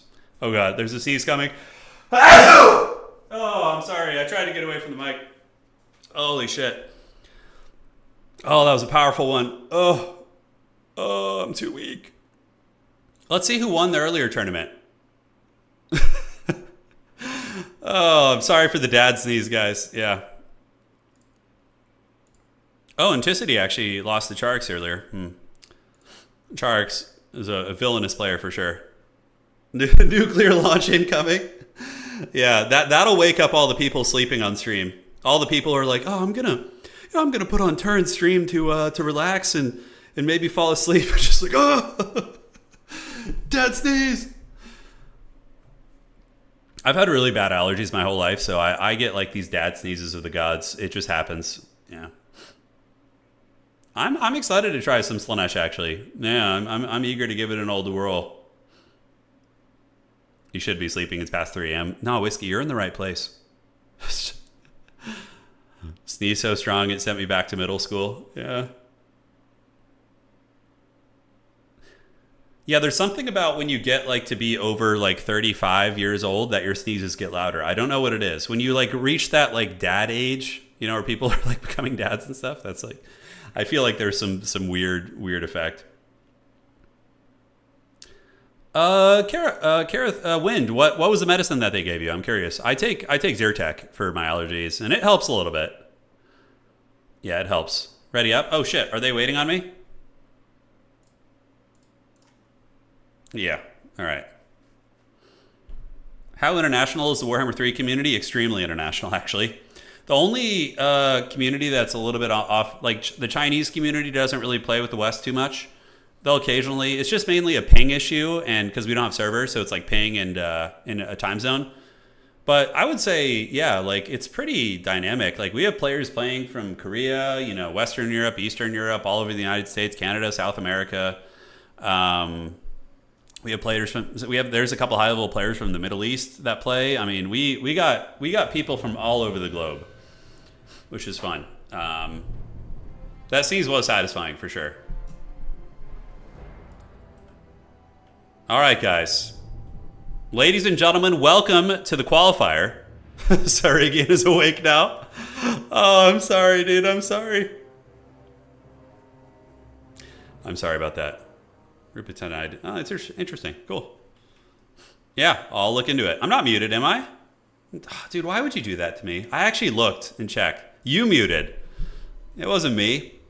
Any upcoming RTS I'm looking forward to? Yes, I'm looking forward to the freaking RTS game with Game of Thrones. The Game of Thrones free-for-all RTS game. I'm super hyped. Apparently it comes out next year, like early 2026. So let's get it going. All right, guys, taking a look at the army of the Sons of Sigmar, who are going to be helmed by Melkor, the Dark Lord himself. It's going to be a front line of state troopers backed up by more state troopers. So spears and swordsmen, very, very meta. This is great against Dark Elves. It's like a counter-punching style. Use the Hawk on long rifles to blast the Dark Elves from range, and then protect your backfield with your Empire heavy cavalry. So that's going to be very, very nice. We do have Balthazar Gelt up on the high ground, or in the air. He's not on the ground. He is going to be using Plague of Rust and Searing Doom. Plague of Rust, really, really nice, as is Searing Doom. And 2 engineers. I love the Master Engineers. I think they're so cool. They have armor-piercing long rifles. The Mercurial Shot does an obscene amount of damage, and generally just gets the job done.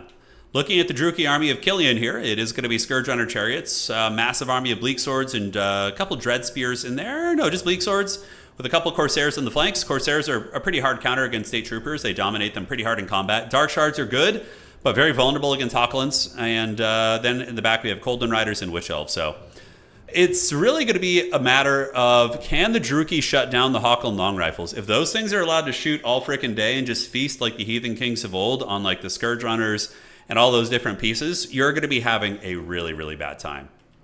Halberdiers for the Empire, for the Sons of Sigmar. So they're going to be moving on up. And why the apprehension? Why so careful here? And we do have triple rifle, actually, including the Erge Jaeger Corps. They have 260 range, same as the regular Hawklands, but of course they, I believe, hit a little bit harder. Yeah, 40 weapon strength as opposed to 28. And they get her done. All right, guys, so advancing up are the swordsmen as well as the engineers. Balthazar Gelt going to be flying overhead, looking to drop some fat steaming payloads and welcome them to Astalia, so we're going to see if that happens. Engineers with the mercurial shots, you guys are going to see some forbidden tech. You know, when they move up, they get those big shotgun blasts down to the Bleak Swords. It is really, really no joke. So Spearmen holding the backside as well.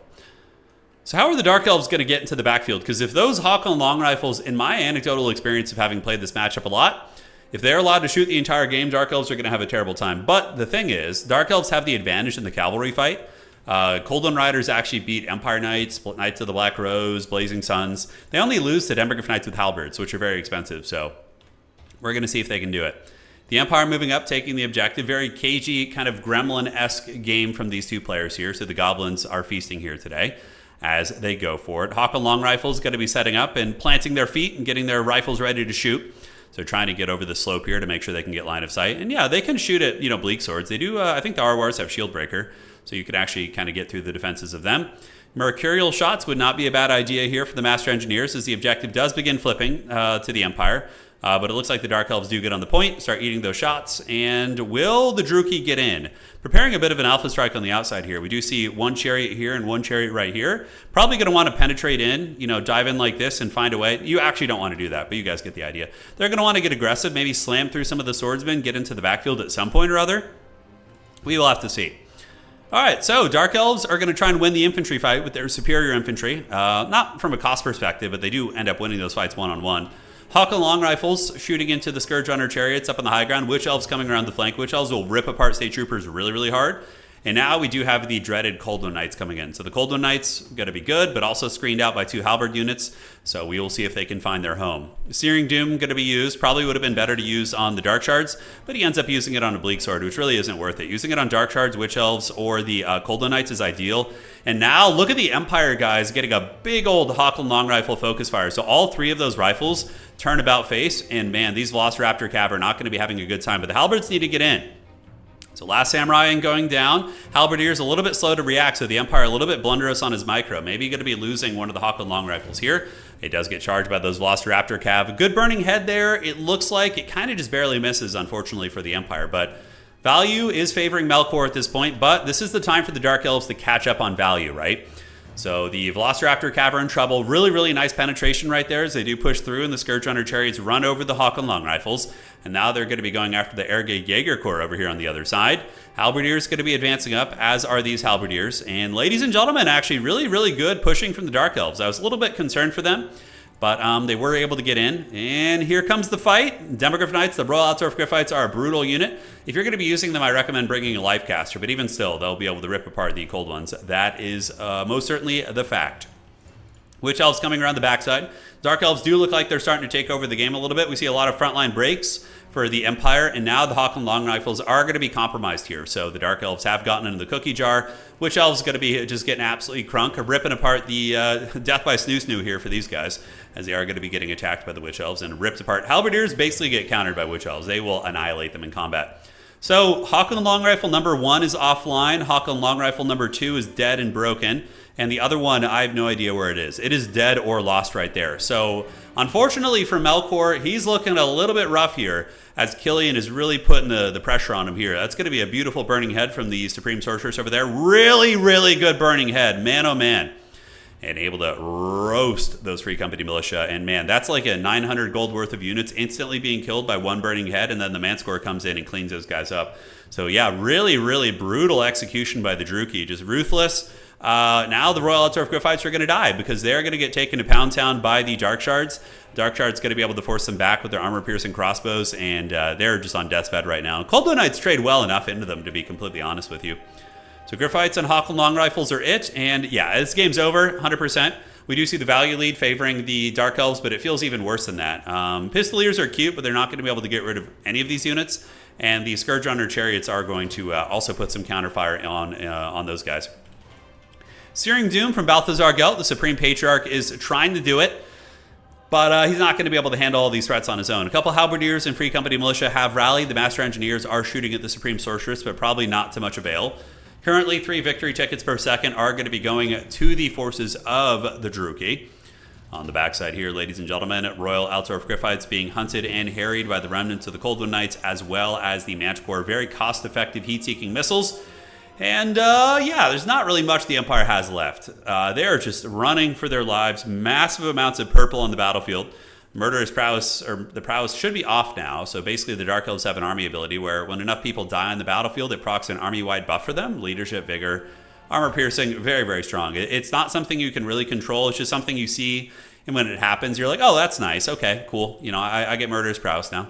There is a little bit of meta tech against it. Like if you're playing against Dark Elves, you can try and proc it early by sacrificing like Skaven Slaves before the fighting actually really happens in mass. Chariot's going to be able to run through. If you don't brace your spears and have them stand their ground, they're going to get wrecked by Chariots. So the Chariots are able to run through those guys and get her done. And ladies and gentlemen, that is going to be it. Very well played to both players. Melkor just wasn't able to defend his backfield from the forces of good, or evil in this case. And there we go.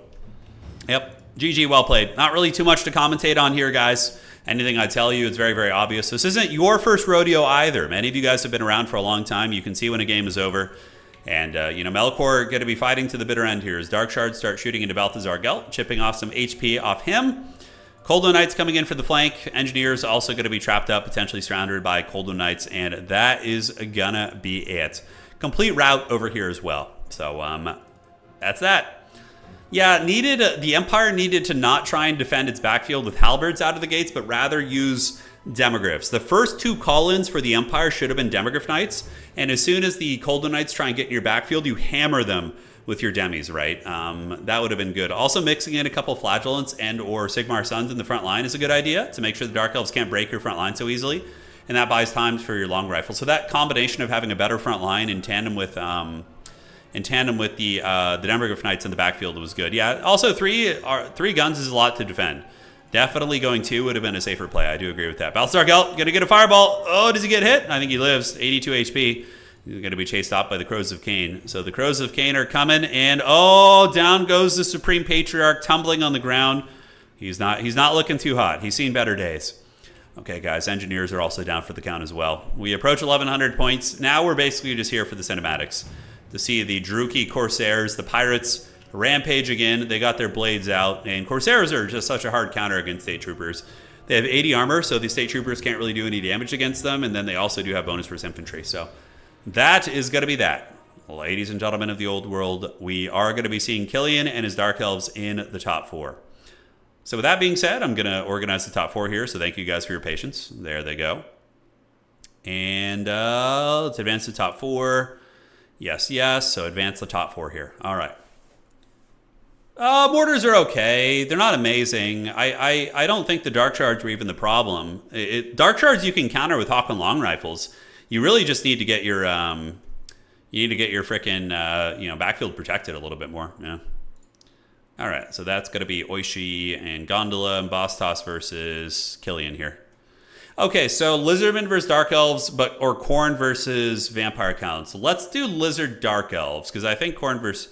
Although, you know what? Let's watch Khorne Vampire Counts. We haven't seen Khorne yet today, so we'll do a little bit of Khorne action here.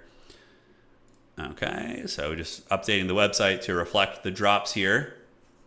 And what do we got? So that's going to be Bastos versus Killian. Killian, what's your name on the website, boss? Oh, God. Oh, which one is it? There's 2 Killians, the dreaded double profile. Okay, let's go find out who it is real quick. Yeah, the halberds can fend off the Coldwood Knights, but it's not the most effective. AEN dot at the end. Okay, AEN dot. There he is. So we're going to save that, and it should be updated here. Hey, Melkor, it's okay, man. You played well. The fact that you got here is you did. Here's the thing, Melkor. You did better than I did today. So, hold your head up high. Top 4 is going to be Killian versus Bastos. And then we have Oishi versus Gondola, the patient. All right. So let's see what we got here. Killian versus Bastos or Oishi. Let's do an Oishi game. That'll be fun. All right. So I'm going to message Oishi. I just want to see Korn just take some skulls. Okay, yo. Lobby code, please. And this gives us a chance to maybe see the new Blood Knights in action. Yeah, Witch Elves butcher state troopers, but Witch Elves get wrecked by grenades and a couple of and heavy cavalry. So it's a good matchup. Empire versus Dark Elves is really fun. It's a great matchup. And who's his opponent going to be? Okay, so we got our top 4 here. I don't know who's in the lobbies yet. So hopefully Oishi is an AFK. Oishi is playing Gondola. Let's get Gondola, the patient. Yo, lobby code, please. Yeah, so there's a new variant of Blood Knights that got added today. There's a sword and board version, which is pretty cool. So you guys got those now. Who knew being naked wasn't a good defense against grenades? I know. Who would have thought? Perplexing, I do dare say. Okay, so let's finalize this tournament here. Let's do that. Yeah, Witch Elves have a lot of vulnerabilities, but if you can execute them and execute your plan with them and get them into combat, they do a lot of work. Yeah, the new Blood Knights, I think, might be okay against Khorne, although Khorne Gores are a bit of a problem, but we'll see. All right. So let's get in Oishi's lobby here. Join this. Here we go. Message Gondola in.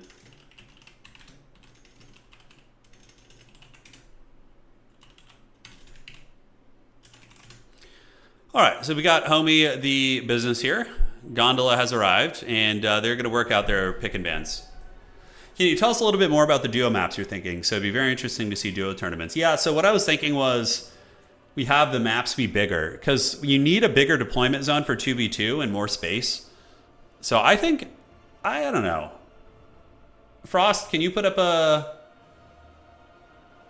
poll on Twitch to see? The basic question being like, are you interested in 2v2 domination or would you rather just stick to 1v1s? And we'll do one on YouTube here as well. All right.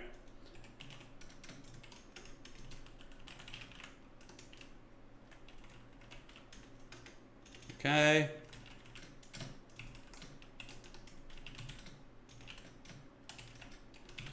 Okay.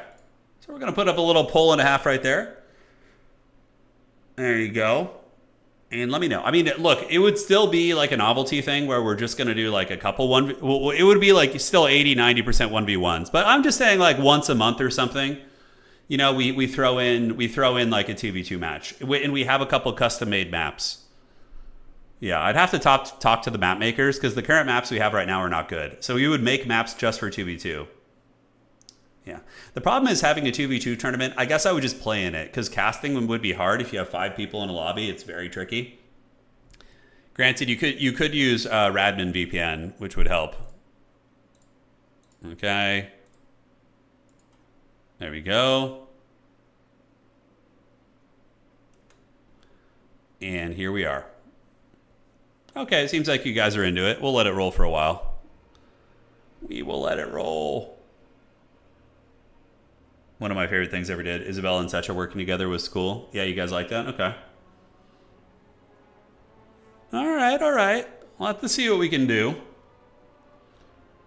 I mostly play 2v2 Dom and Vanilla Total War and would appreciate maps for that. Okay, CZR. That's nice. That is nice. So we'll have to see what we can cook up here. Some guy before was asking for an ambush battle tournament? No. That just does not work. Ambush battles are so horrific. You're literally like you. We have seen them won. There are some factions that can win ambush battles, like vampire counts, for example. Like they're mostly melee, so yeah. But it's yeah. All right. I think we get the idea with the vote. I'll look into it. I will look into it. So Oishi is ready. We can peek at the build. Oh, a little teaser. Ooh, holy shit. Oh, man. Oh, man. Oh, did you guys get a tease of that corn build there for a second? Holy shit, that was cool. All right. I saw triple Chosen of Corn with dual weapons and Skull Taker. That is why we came to this game. This is why we came to watch this one. Because Lizardmen and Dark Elves is cool and everything, but this is what it's all about.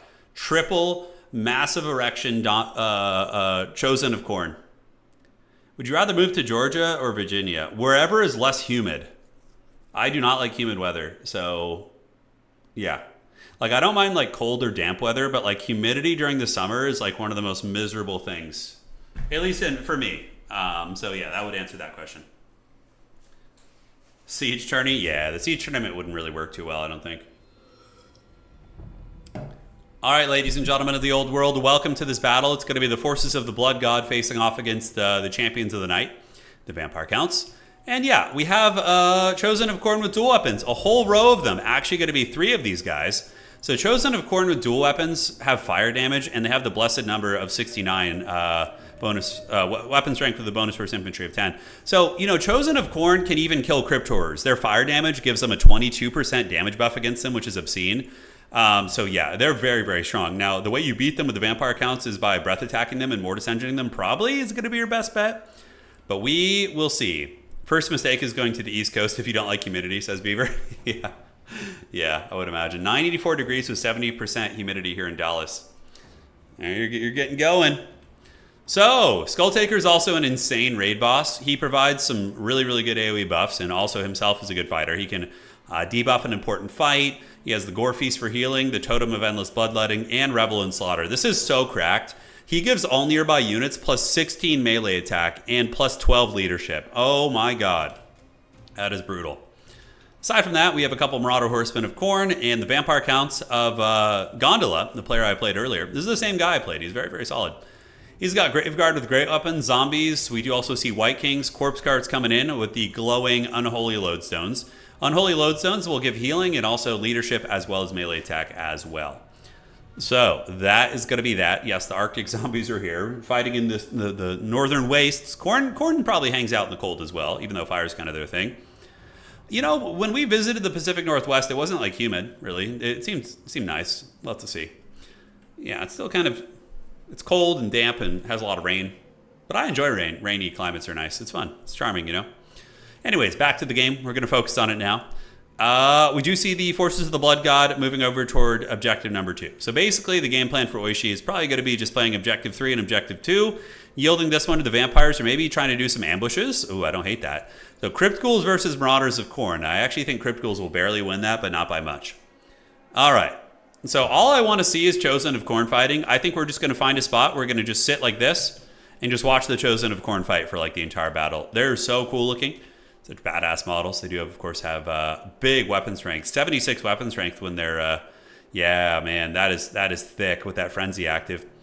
Really nice Scab Scrape, though, from the Vampire Count player. So he bunches up the Marauders, gets the Scab Scrape. Marauder Horseman throwing axes, though, immediately responding. Oh, my God.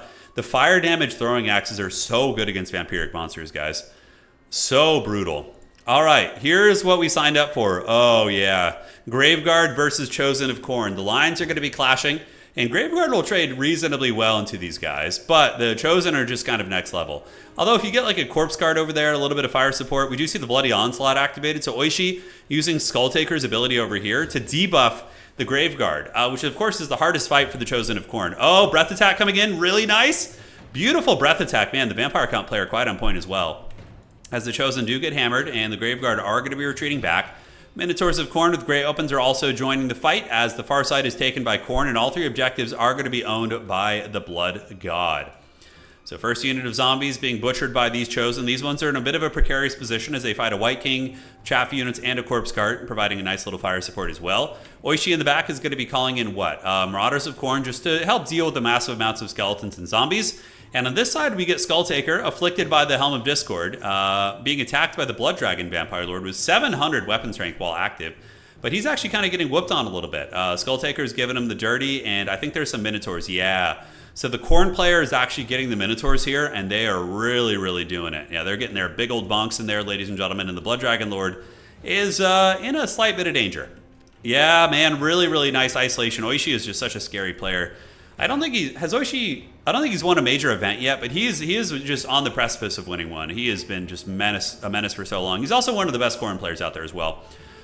So the Blood Dragon Lord going to be forced away, and the vampiric front lines are actually getting some work done. The capture weight is going to the vampires here, as we do see the Chosen of Khorne being overwhelmed by the combined arms of the vampiric forces. Cryptors, chaff units, corpse carts, all those bad boys are starting to wear down the Chosen. Granted, the other units are in pretty good shape. We do see one Chosen here, pretty much full health, and the other one, there was a third one somewhere I could have sworn. Oh, Sword of Khorne's coming! Give it to us, baby! The Blood God going to be calling down his mighty sword and banishing the undead. Super heavy metal as it just wrecks the skeleton spearmen, definitely takes down the chaff. And these Chosen didn't hear no bell, still getting 1,000 value despite some hard fights. So right now, objective number 1 is owned by Khorne. We do see, there's a Chosen unit camping over there, and a Marauder unit as well. The high ground objective is owned by the Blood God also. There's just a loose Marauder hanging over there. So the fighting really, really is just taking place in the middle. Khorne is ahead on value, but not by as much as enough to just end the game, because vampires have a shit ton of healing, so even when you do see a value change like this, it can be a little bit dodgy, right? So Minotaurs of Khorne, pretty good against Graveguard. Honestly, they're still a big armor-piercing unit. The Marauder Horsemen circling about, trying to isolate the Blood Dragon Vampire Lord wherever they can, but he's very, very slippery, guys, very slippery. Up here, objective 3 is safe. Not really seeing any contested action on the side objective. We are going to be seeing some Crypt Ghouls coming over. This is a really good read by Gondola. Seeing that Oishi is going to be leaving with his Chosen to try and win the middle fight, he immediately responds with a call-in of a stealth unit to try and steal that objective, which is actually quite brilliant. I really like that quite a bit. But guys, this is a game that's still pretty close. Very risky, though, for the Blood Dragon Vampire Lord to land there. Yeah, don't do that. He pops the Helm of Discord, immediately regrets his decision, decides not to do it. And yeah, you don't want to do that with the Minotaurs here. With their great weapons, looks like there's going to be a zombie summon. Then he decides to attack the Minotaurs with the zombie summon. Maybe he's going to be able to break him, but there's another unit of Minotaurs coming over. Oh, God, that Blood Dragon Vampire Lord could be in trouble. If he can find a way to weasel his way out of the back of that fight, could be okay. White King's coming in. Cryptors are on their way in as well. But Marauder Horsemen are trying to encircle here. We do see one here and one here. That Blood Dragon Vampire Lord might have bitten off more than he can chew, landing amongst the Minotaurs. But it does look like he's going to get away, pulling the Cryptors through the battle line to charge into the Marauder Horsemen right there. As we do see the big attack, Blood Dragon Vampire Lord able to get some nice work done. So yeah, contested game, certainly.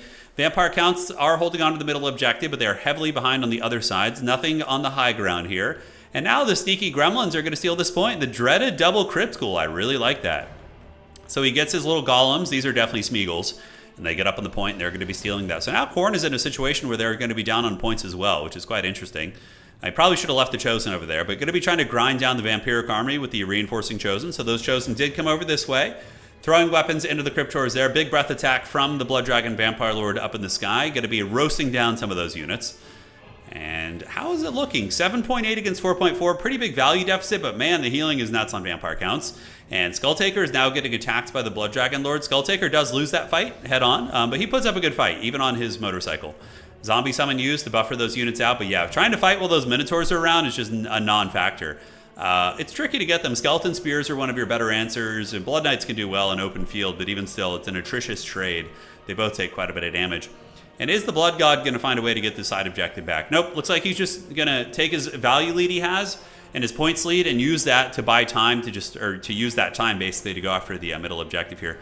Scab's Graith activated. The Khornate forces completely sauced up on steroids from the Skulltaker, giving a big damage buff. Throwing axes also very, very nice here. Blood Dragon Lord is very close to dying. He's at 2,700 here, so that could be very dodgy for him. And it looks like a Helm of Discord is going to be activated. Debuffing the Khornate army is the Blood Dragon Vampire Lord flying overhead. And some Marauders going to try and go over here and get this point back. Not really going to be great for them. They're going to get wrecked by the Gremlins. So the Gremlins coming out, looking pretty mean as the Crypt Ghouls get in, and they have the numbers advantage and the health advantage, and Poison's also going to be quite impactful too.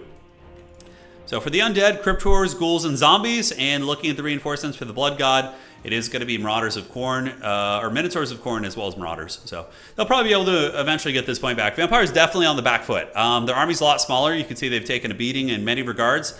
And the problem is that the Chosen are still very much alive too. So these Chosen with 62 models are going to butcher these Crypt-Horrors, are going to beat these zombies, they'll beat these Crypt-Horrors, they'll beat the ghouls. But we do see a bit of a blunder as the Marauder Horsemen somehow get caught. Maybe hunted by some mobility or just trying to rear charge something, I'm not sure. We do see 2 Khornate units in a little bit of trouble.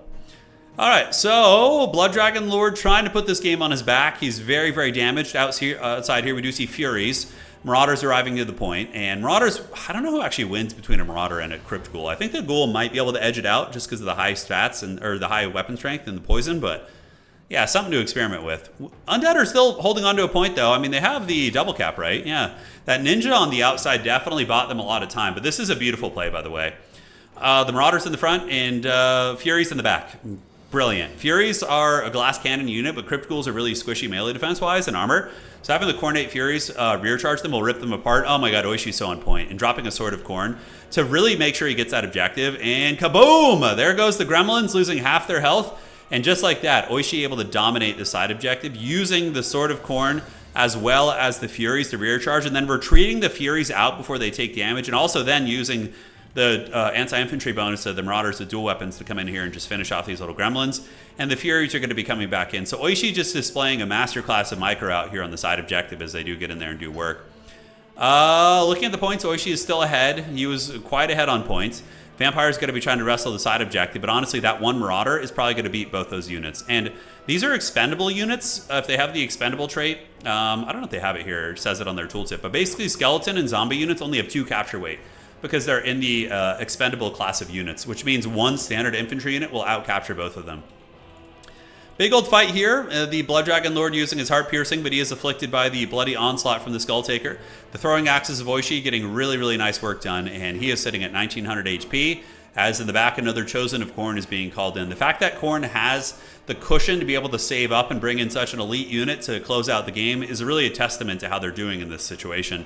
They're quite ahead. Chosen here still grinding, currently at 1200 value. Just a casual 257 kills, not bad. Minotaurs of Khorne with the dual weapons also going to be butchering these Crypt-Horrors, and Skull Taker is, yeah, he's just looking really good now. Now, normally Blood Dragon Lord does defeat the Skull Taker one-on-one, but, you know, with all the throwing axes and the support that he's had nearby, it hasn't been enough. Marauders up here, 119 models, getting through these Skeleton Spearmen and these zombies. I don't know if they'll win that 2v1, hard to say, but it's going to take a while. It will take a while. Outside objective is taken by the Blood God, so the Marauders able to get that one here. And the Vampire counts are losing this fight here. The buffs from Skull Taker really saucing up the Khornate army. Skull Taker also has all of his buffs, I think. Does he have the build-up buff? Let's see. The Hellblade, yeah, more than 80 kills. So he's going to be getting a damage buff. He's insane. For like a Chariot character, 536, 600 weapon strength on a freaking like Chariot that's also good against big stuff is really cracked. All right, Minotaur is working it, but Skull Taker will absolutely crush this White King in sustained combat if he just sits there and attacks him, no problemo. Khorne is starting to get this objective back. Vampire counts trying to wrestle the high ground. Maybe they're going to have an opportunity. Good usage of Furies. Skeleton Spearmen have trash melee attack against things that aren't large. So Furies really get the opportunity to get their damage to shine. That weapon strength really, really shows through there. So pretty good stuff. On the backside, Marauder Horsemen coming in.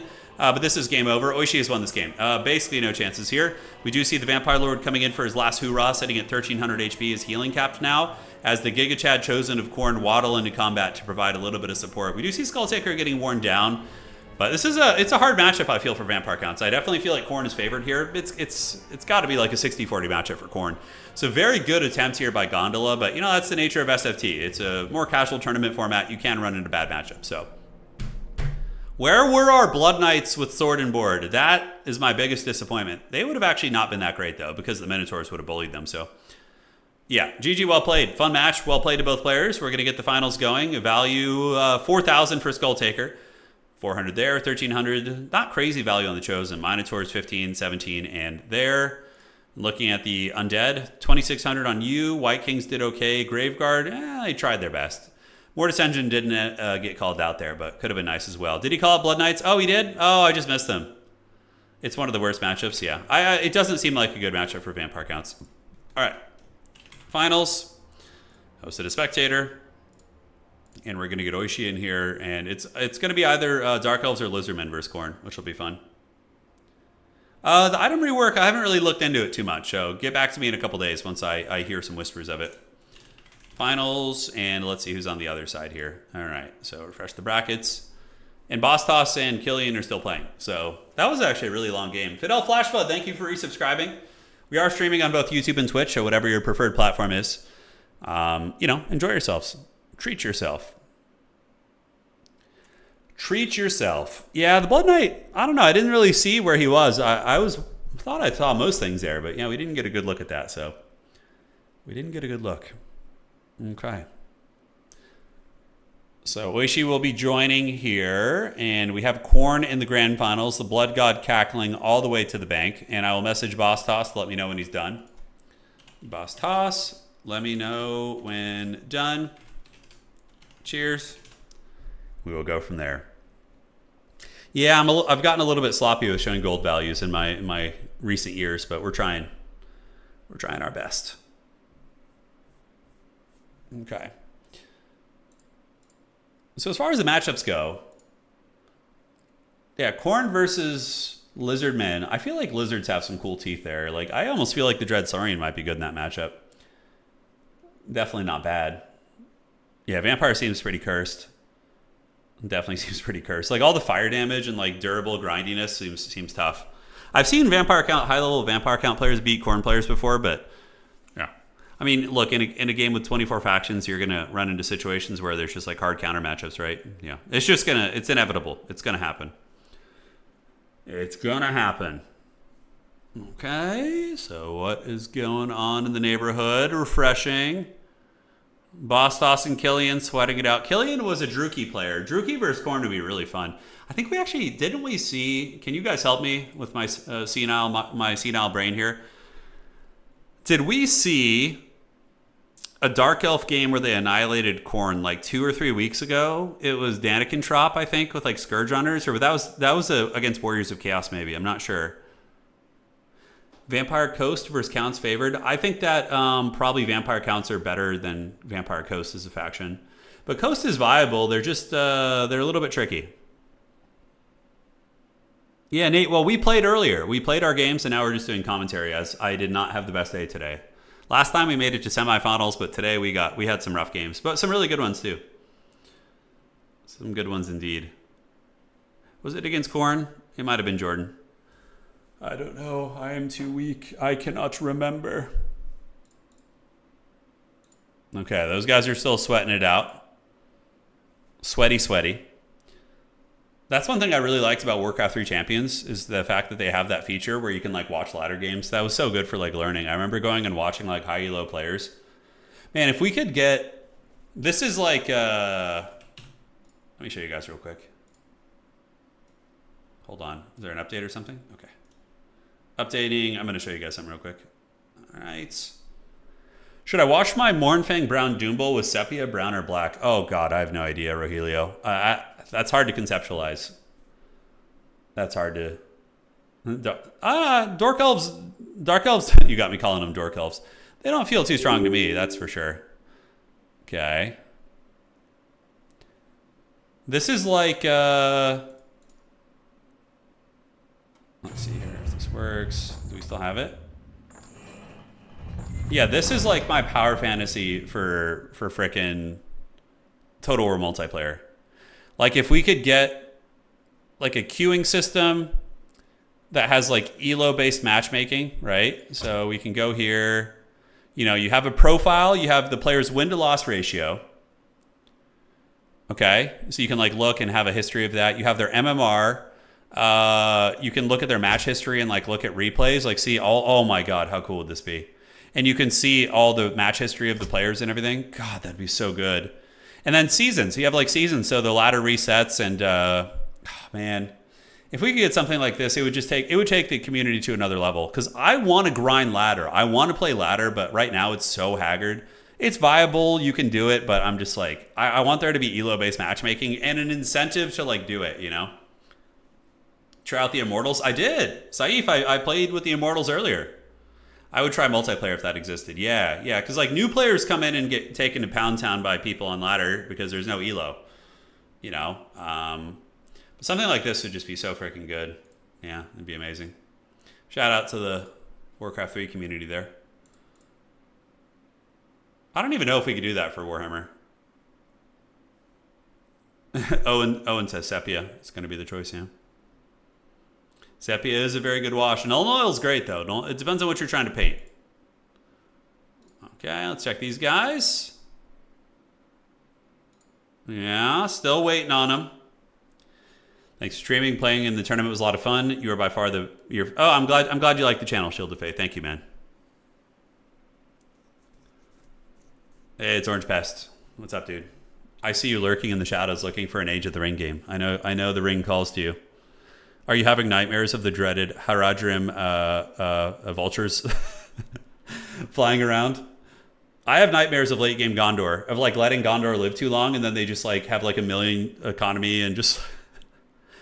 So he has no incentive to put more effort into multiplayer when there's zero competition in the battle. Yeah, I mean, that is true to an extent. And plus, it's also single players their focus. I'm still going to advocate and do what I can to make it happen, you know? I'm still going to see if we can make it happen. It doesn't. Warcraft 3 Warhammer matchmaking is just random. Yeah, the ladder's broken. It literally just doesn't work.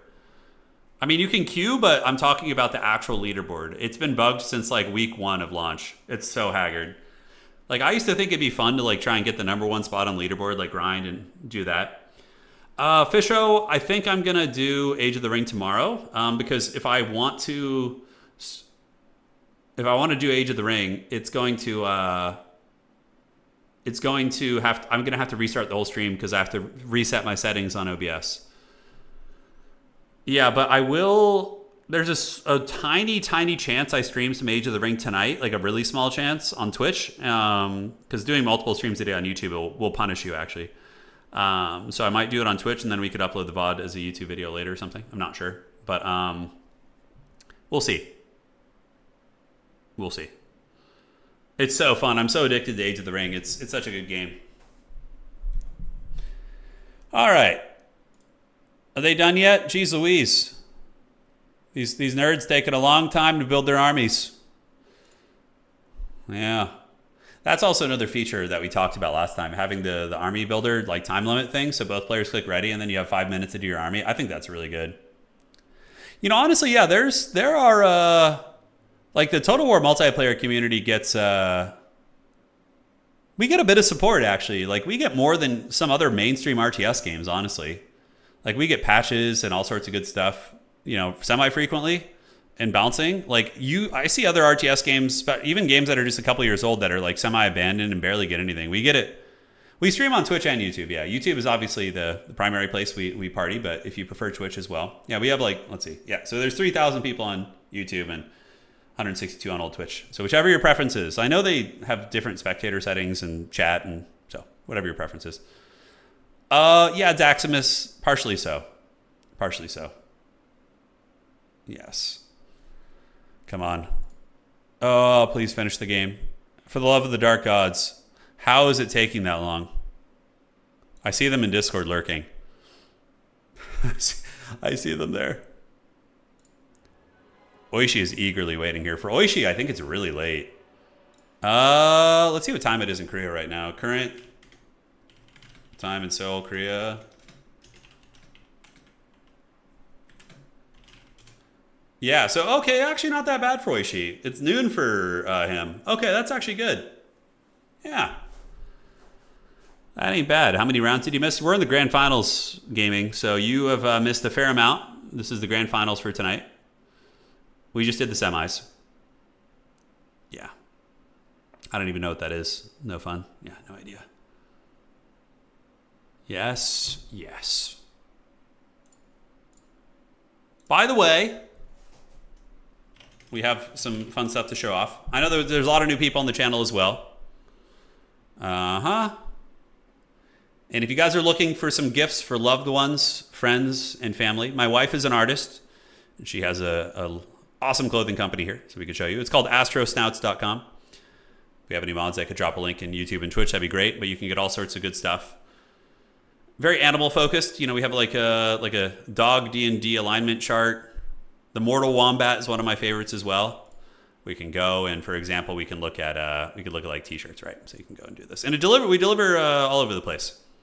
We have some Warhammer influence stuff here, like the existential crisis of the Skaven, which is a really good one. I think that's also a gem. The D&D alignment as well, which is awesome. It's very themed around animals. Yeah, and then we have the Do It cat. This is also another one of my favorites. Hands down, yeah. We have the Palpatine cat, like telling the other cat to push it off the table. Always fun. So check it out over on Astrosnats if you guys are into that stuff. And now we should be ready for our finals. Still, those guys are not done. Dear God. Okay. Because our other game ended like a while ago, right? And it wasn't quick. Like it was a longer game, right? Ooh, a sweet Siren of Lustria shirt. That's actually not a bad idea. I could talk to Anna about that. We're going to have to get some more action up there. Yeah. Sweet Siren of Lustria. Maybe we could do like a section where it's like influenced by stuff on the channel. We'll have to see. Oh my God. There's got to be something. I'm going to pitch that timer idea to Creative Assembly because I suspect these guys took like 45 minutes to build their armies and started fighting very, very late. Oishi and Gondola's game finished like what, 20 minutes ago? Can anybody check how long that was? I think it was like 20 minutes. Oh my goodness. So how many of you guys have been playing the, what's it called? The Dune game, the Dune survival game. I saw Davok was playing it. He was telling me some anecdotes about that on some of the previous streams. But it's something I was talking to Anna about. She said she would be interested. We could do a stream in the new Dune game. My big questions are like, is the survival challenging? Is it fun? And how is the PvP? Is the PvP like exciting or is it just kind of haggard and janky? Like the attacking animations? I'm not sure. But I wanted to hear all of your opinions because I know I've seen a lot of people on my friends list playing. PvP is janky. Okay. Yeah. Okay, so they're in there. Succulent cafe and meal. PvP is hot jank. Melee is king. You can stagger lock enemies. Okay. But the game is cool overall. How is the vehicle combat? Like getting the ornithopters and like, the land speeder things and the bikes. Yeah, curious to hear about that. Survival has been pretty chill, but holy hell, dealing with the worm, so much stress. Fun. Okay, that's cool. Yeah, as long as the worm actually presents like a bit of stress, I think that's cool. It's grindy and the PvP is bad and tilted hard towards large guilds. Oh, so there's like swarming. Okay, so you can have a bunch of like a power neckbeard guild, like just rolling through a bunch of noobs in PvP. Okay, yeah. Got it. All right. Let's get you in there. So we got Lizardman versus Corn in the finals.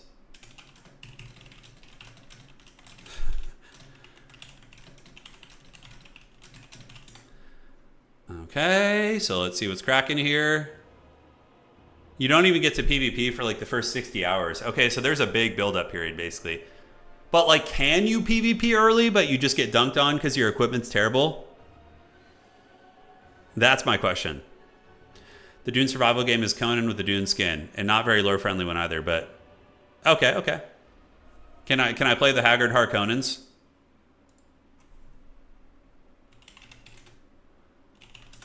Okay, there we go. So it's gonna be. Oh wait, is Boss House on Chaos Dwarves? Oh, give me the Chaos Dwarves. Oh, he's Lizardman. Okay, I was very excited for the Dawizar. Yeah.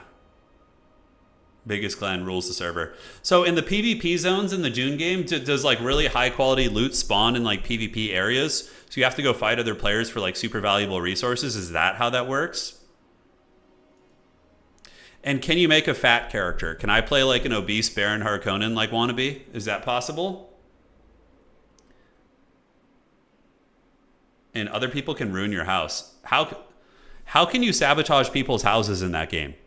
Because that was something I actually thought was pretty fun about like old school Rust when I was playing it when it first came out. It was like defending your house against raiders was always super cool. Assuming it wasn't like a guild just steamrolling you, but my understanding is that you have a shared server that you go to for PvP. Oh, interesting. Interesting.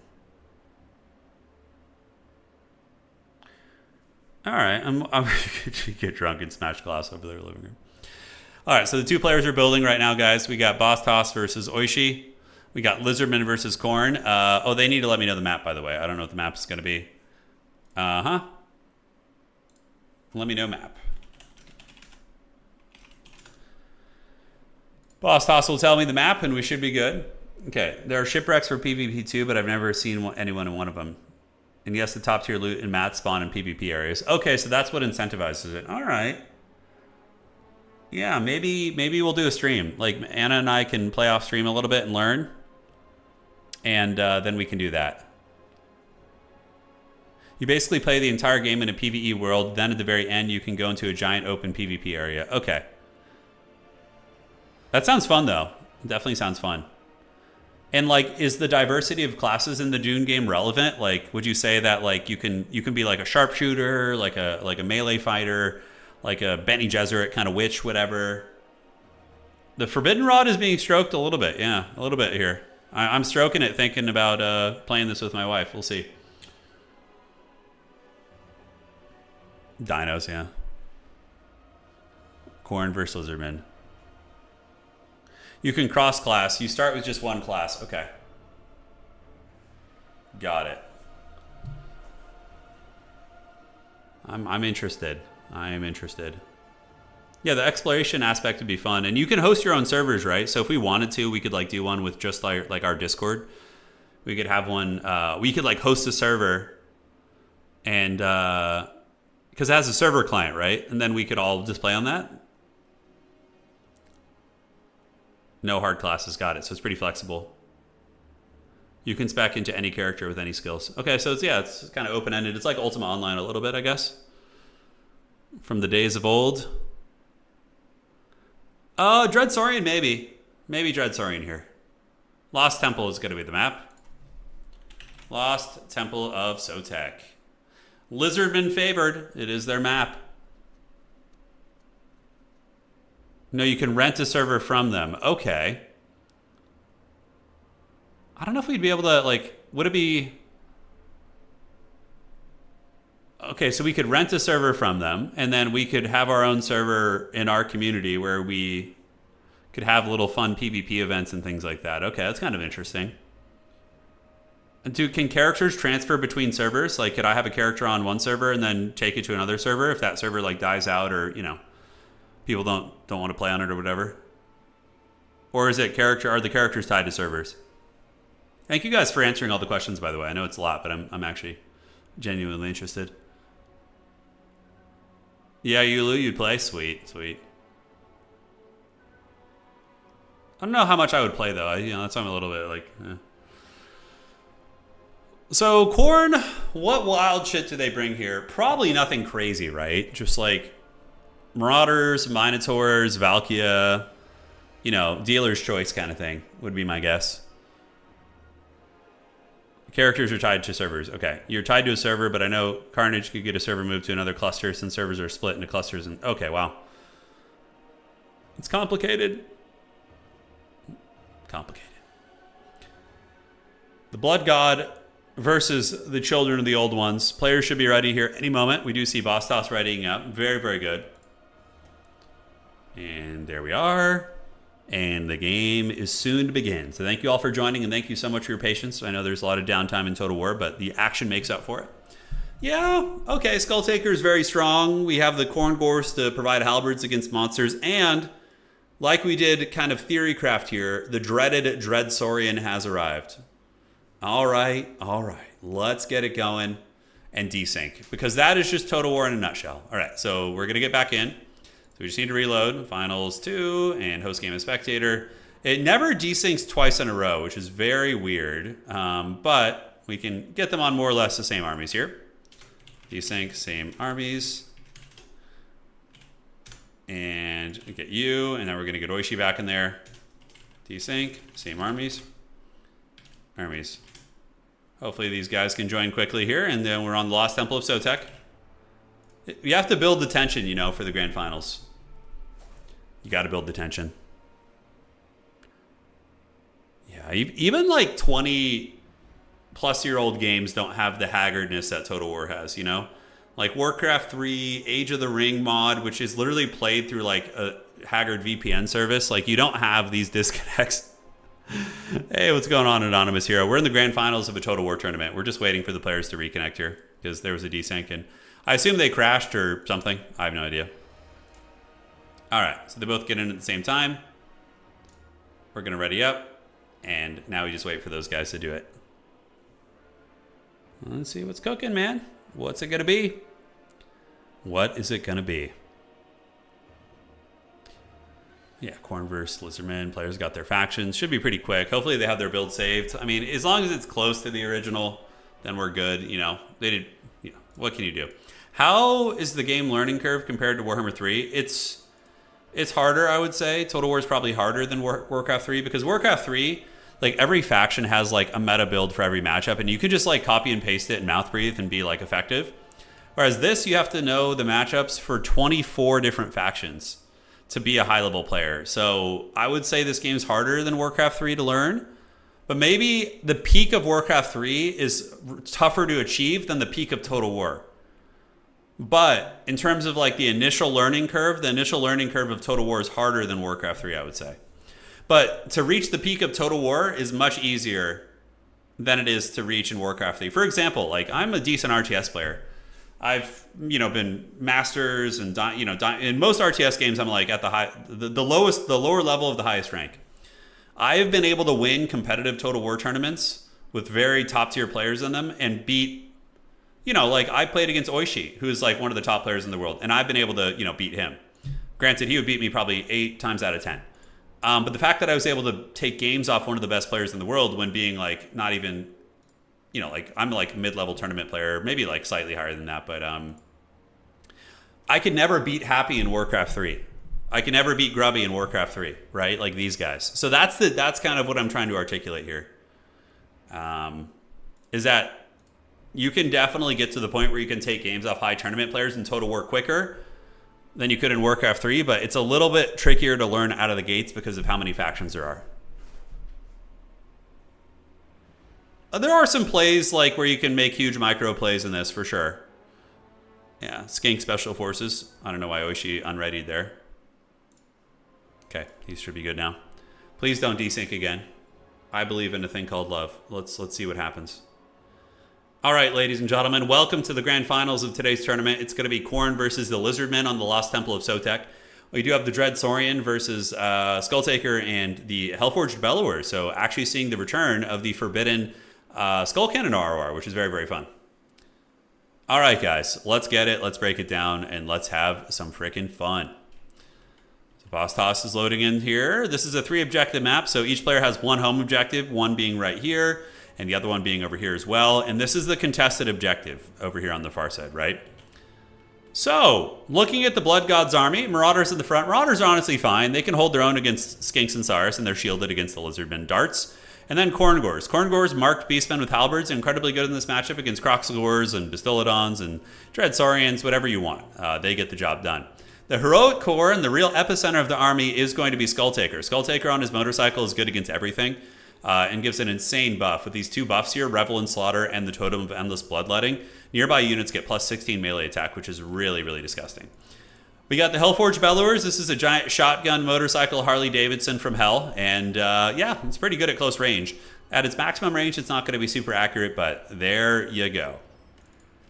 Looking here at the Lizardmen, it is going to be Skink Skirmishers, which gives you a very, very quick capture on the objective. The main army, though, is going to be a single solar engine. And oh, Dad is here. The Shredder of Lustria. The interior crocodile alligator is here. Let's frickin' go. So this thing is an unholy raid boss. And if you have healing, it becomes very tough to drag down. So if not, you know, you either have to avoid it or really put a lot of resources into killing it. Those are your 2 options, right? Like whichever objective the Dread Saurian is on, you kind of just run away from, right? Because it's really expensive. This thing costs like, what, 3,700 gold? And for reference, these little gremlins down here, these skanks cost like 400 gold. So it's a massive investment. Which when you go super elite like this, it does take away your battlefield kind of control and your ability to swarm objectives, but it also gives you something that's very tough to deal with. So it's kind of a map dependent thing, right?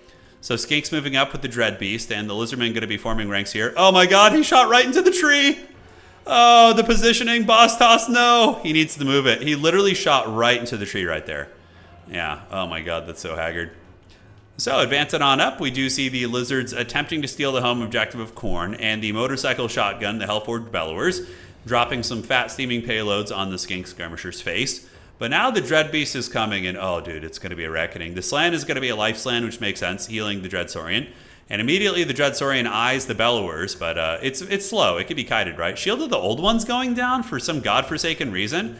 I think that was a misclick. So he wasted an ability, but it will come off cooldown. It's not like the biggest blunder in the world.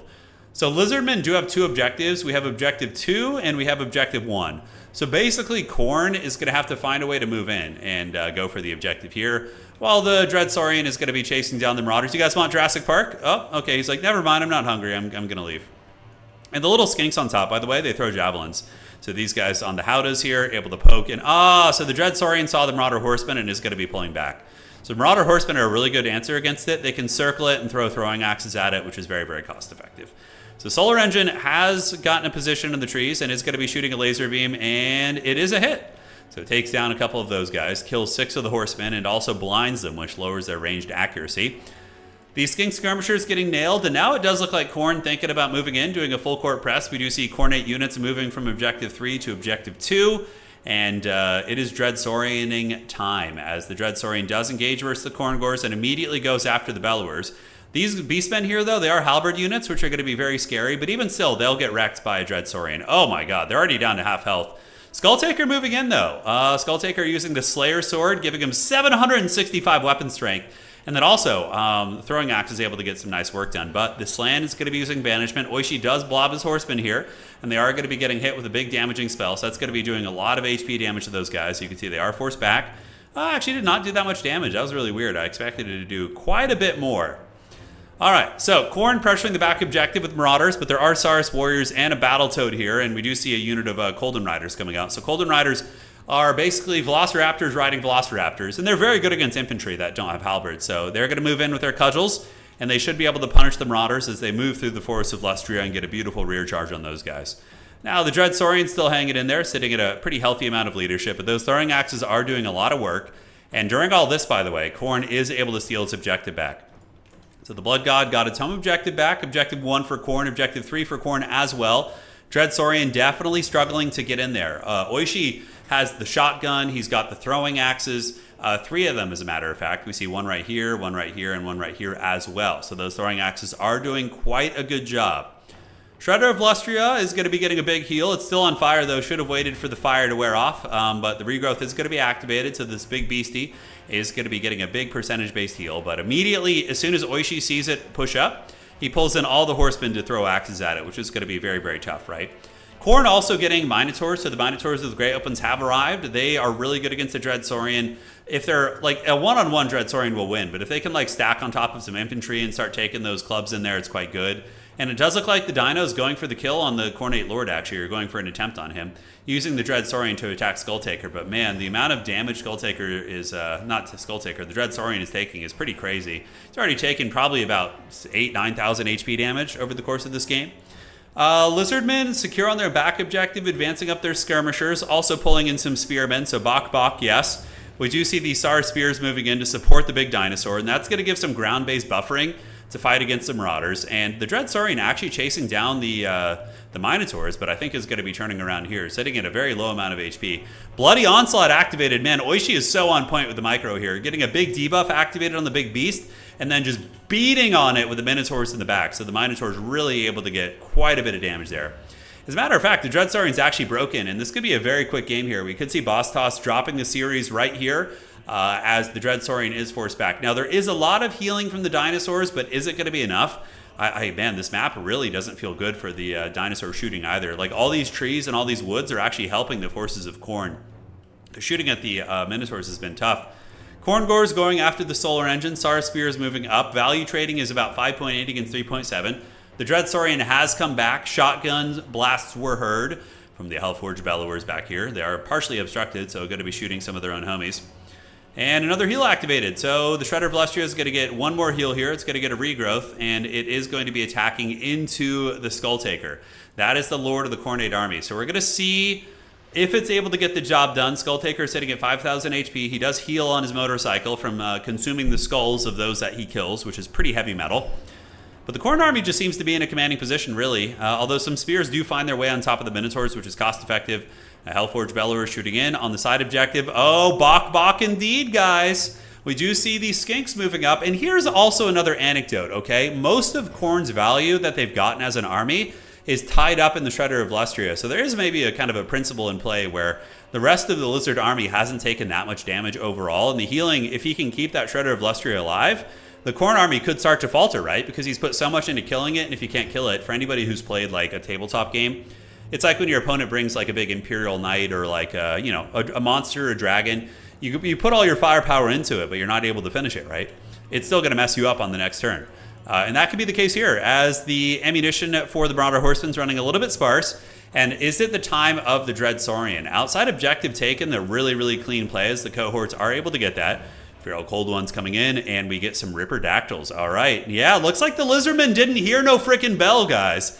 It was looking really bad for them, but suddenly, the Khorne army is running out of steam a little bit. The Marauder Horsemen are a little bit low on ammunition, or very damaged, right? So the answer against the Dread Saurians are in trouble. And Ripper Dactyl is going to be descending from the skies, and they're going to be doing as their name infers, and they're going to be ripping up these horsemen. Now, they're designed to kill infantry, but Marauder Horsemen are very squishy, and they're blinded also, so their melee defense is quite literally 0. Sword of Khorne, oh my god, what a nice cast. Actually nails those skinks here. And Skull Taker is going to have to put this game on his back, but the Dread Saurian is not going quietly into the night. Fighting against Skull Taker, maybe going to need to retreat here, or is the Dread Saurian going to stay the course and just try and fight through this? It's now taking a lot of halberd damage. All these little Khorne Gors, goddammit. They're on the ground here, and with the Minotaurs, it's going to be tough. Yeah, it's trying to run Dread Saurian at 2,500 HP, but the Lizards did manage during all that to get the side objective, so they're back in the game points-wise. Looking here, we do see currently Oishi is going to be sitting with a points lead. He did have the double cap for a while. Dread Saurian stabilizes with like 11 leadership, -17. The Hellforge Bellowers is hot on his tail. No, Sword of Khorne, every army gets that. Yeah, nice shotgun blast into the back of the Dread Saurian. Potentially going to be breaking it, and it is broken. Feral Cold Ones, which are just clever girls, are the Velociraptors, going to be jumping on top of the Hellforge Bellowers. Pretty cost effective, honestly. But with the Khorne Gors nearby, these Beastmen with halberds, they're going to be very, very good against the Velociraptors. These poor things are not going to stand too much of a chance. So for Vostos, it's a very simple game plan now. He needs to just defend his back objective here. He does try and rally the Shredder of Lustria using Cold-Blooded, and he does manage to rally it. It still has 2,000 HP, so it has a little bit of fight left in it. Ripper Dactyls are still in the field. A couple Skink Skirmishers and cohorts going to be moving in towards Khorne's back objective. This is a knockdown, drag-out game, though, guys. And Vostos has actually pulled the value back pretty considerably. He was very far behind, but he has gotten it to be within like 1,300 points here, which is pretty fun. All right, so Cold One Spear Riders fighting, and now we are going to see if the Shredder of Lustria is going to be able to put this game on his back, as he's already gotten 3,000 value. He's basically paid for himself. Shredder of Lustria going to be attacking into the Fleshhounds and also into the Skull Taker here. We do see another Earthblood going down. 3 leadership, 0 leadership. He's getting very low, and if he breaks again, I'm pretty sure he's going to shatter. Wavering, oh my god, he's sitting at 0 leadership right now. Shredder really trying here super hard. And now if you break 3 times, the unit actually just shatters and just won't come back.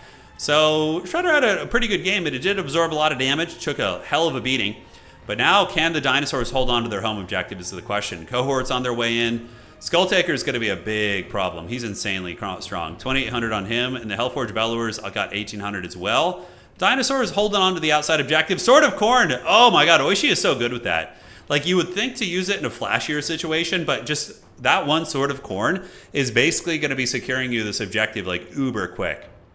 So that cohort's going to be dying. The other one's going to get folded. And the 2 Khornate Marauders are going to move in and most likely be able to grab that objective, right? Back on the point, though, Dinosaurs desperately trying to hold, but it looks like it did indeed flip to Khorne. They do have some Spear Riders in here. Spear Riders are pretty good against most of these units, except the Halberds. And the fact that there are Khorne Gors still present is going to be incredibly difficult for the Dinosaurs to deal with. And we do see the value favoring Oishi here in this game. Remember, Oishi does have healing as well. Marauders breaking through the Skinks, and is Vostos going to be trying to reinforce this? No, it doesn't look like it. It looks like he's just pure desperation trying to hold on to his home objective. I don't hate the red-crested skink. They're okay. But yeah, Vostos knows it's over. GG, well played.